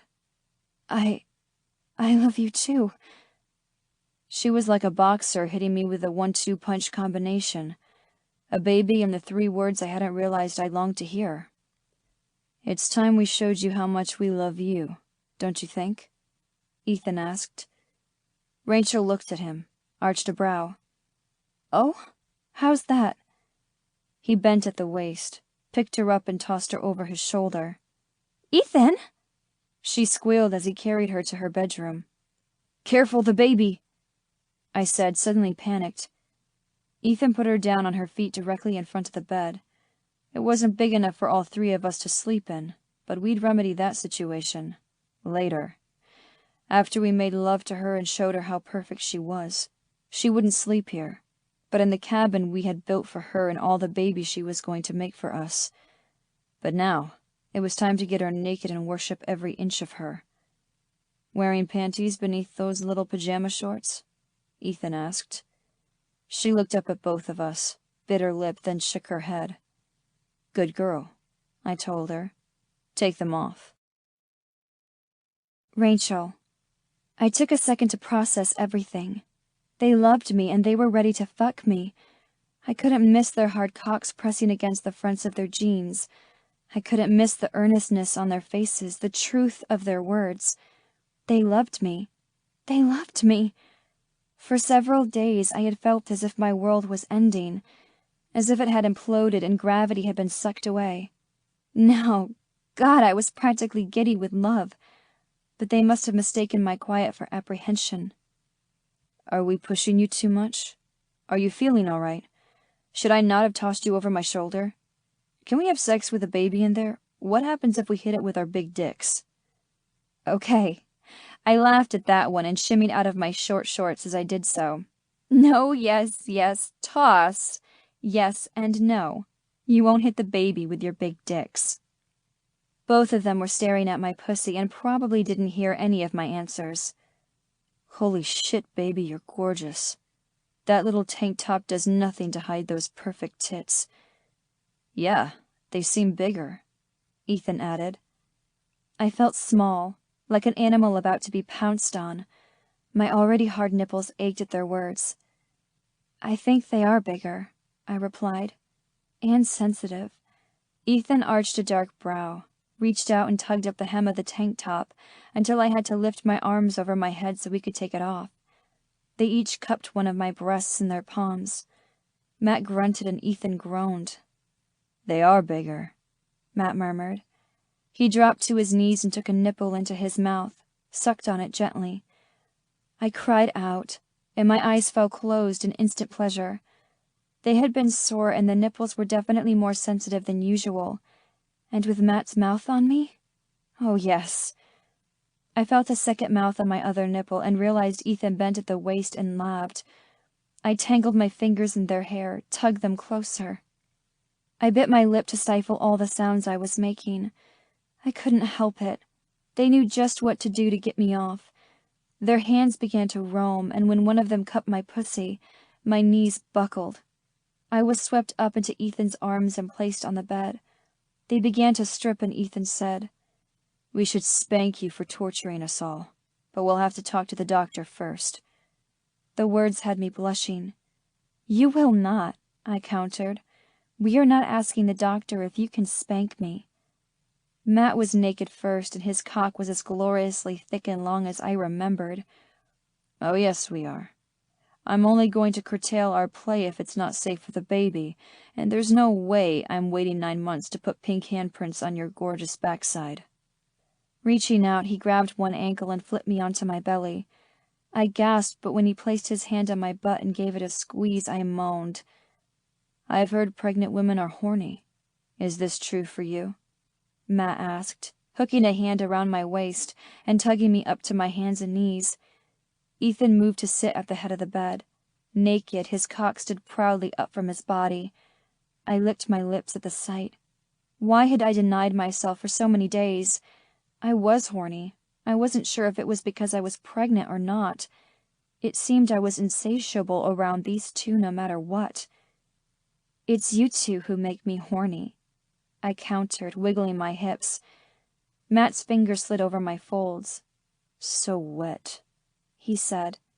When he slipped 2 fingers into me, I arched my back. "Do you need to be fucked, baby?" I nodded, bit my lip. "We'll take care of you," Matt reassured me. Ethan curled a finger. "Come over here and suck me off, sweetheart, while Matt fucks that perfect pussy." My mouth watered, eager for Ethan's cock. A pearly drop of fluid seeped from the tip, and I crawled closer, flicked my tongue over it. His hand curled in my hair, and I felt powerful. The bed dipped behind me, and Matt began to fuck me with his fingers. In, out, slow and careful. I gripped the base of Ethan's cock as I worked him in and out of my mouth. He was too big to take all the way, but the sounds he made proved he was more than happy with what I was doing. But when Matt pulled his fingers from me, I lifted off Ethan's cock and looked over my shoulder. Matt's gaze was heated, his jaw tense, his cock almost angry-looking with its need. "I love you, Rachel Andrews." I watched as he shifted his hips, aligned himself, and thrust deep. A hand went to my hip to hold me in place, but I wasn't going anywhere. In fact, I pushed back to take him even deeper. His eyes fell closed as he gave himself over to the pleasure. Just as before, it made me feel so damn powerful, that I could turn Matt completely brainless, that he could find perfect pleasure in my body, just as I did with him. Ethan's hands tugged in the long strands of my hair, and I glanced up at him through my lashes. He was just as overcome. I opened my mouth and took him back inside, licked and swirled, sucked and flicked as Matt fucked me. I was just where I wanted, between my 2 men. I loved this. I loved them. When Matt's thumb slipped over my back entrance, I startled. And when he used some of my juices to coat that still virgin hole and press in, I groaned around Ethan's cock. "Shit, I'm gonna come from that." Ethan lifted me off of him. Matt pulled out and I was suddenly empty. Guys? What were they doing? We weren't done. I hadn't come. No, they'd only worked me up to the point where I was ready to reach between my legs and do it for myself. "You bring us together, Rachel. You make us a family. You make us a unit," Ethan said. "It's time to take you together, to make you officially ours," Matt added. His thumb was still pressing and circling into my ass. I pushed up onto my hands and Matt pulled from me. My skin was damp with sweat, every nerve ending tingling and eager for them. Yes, I wanted this. I wanted more of them. "Shit, I don't have any lube," Matt grumbled. I sat back on my heels between them. They looked disappointed yet determined. "Like to do any baking, sweetheart?" Ethan asked. I frowned, completely confused by his change of topic. "Got any coconut oil in your cupboard?" I nodded, more because I knew it was there than I knew why he was asking. He hopped up, went into the kitchen stark naked. Before I could ask Matt what was going on, he pulled me to him for a kiss, one of his arms wrapping about my waist, the other cupping the back of my head. His tongue met mine, drove me wild. I'm so sorry, baby. I love you. I won't leave you again. This baby, this life, it's everything I've ever wanted but never knew I needed.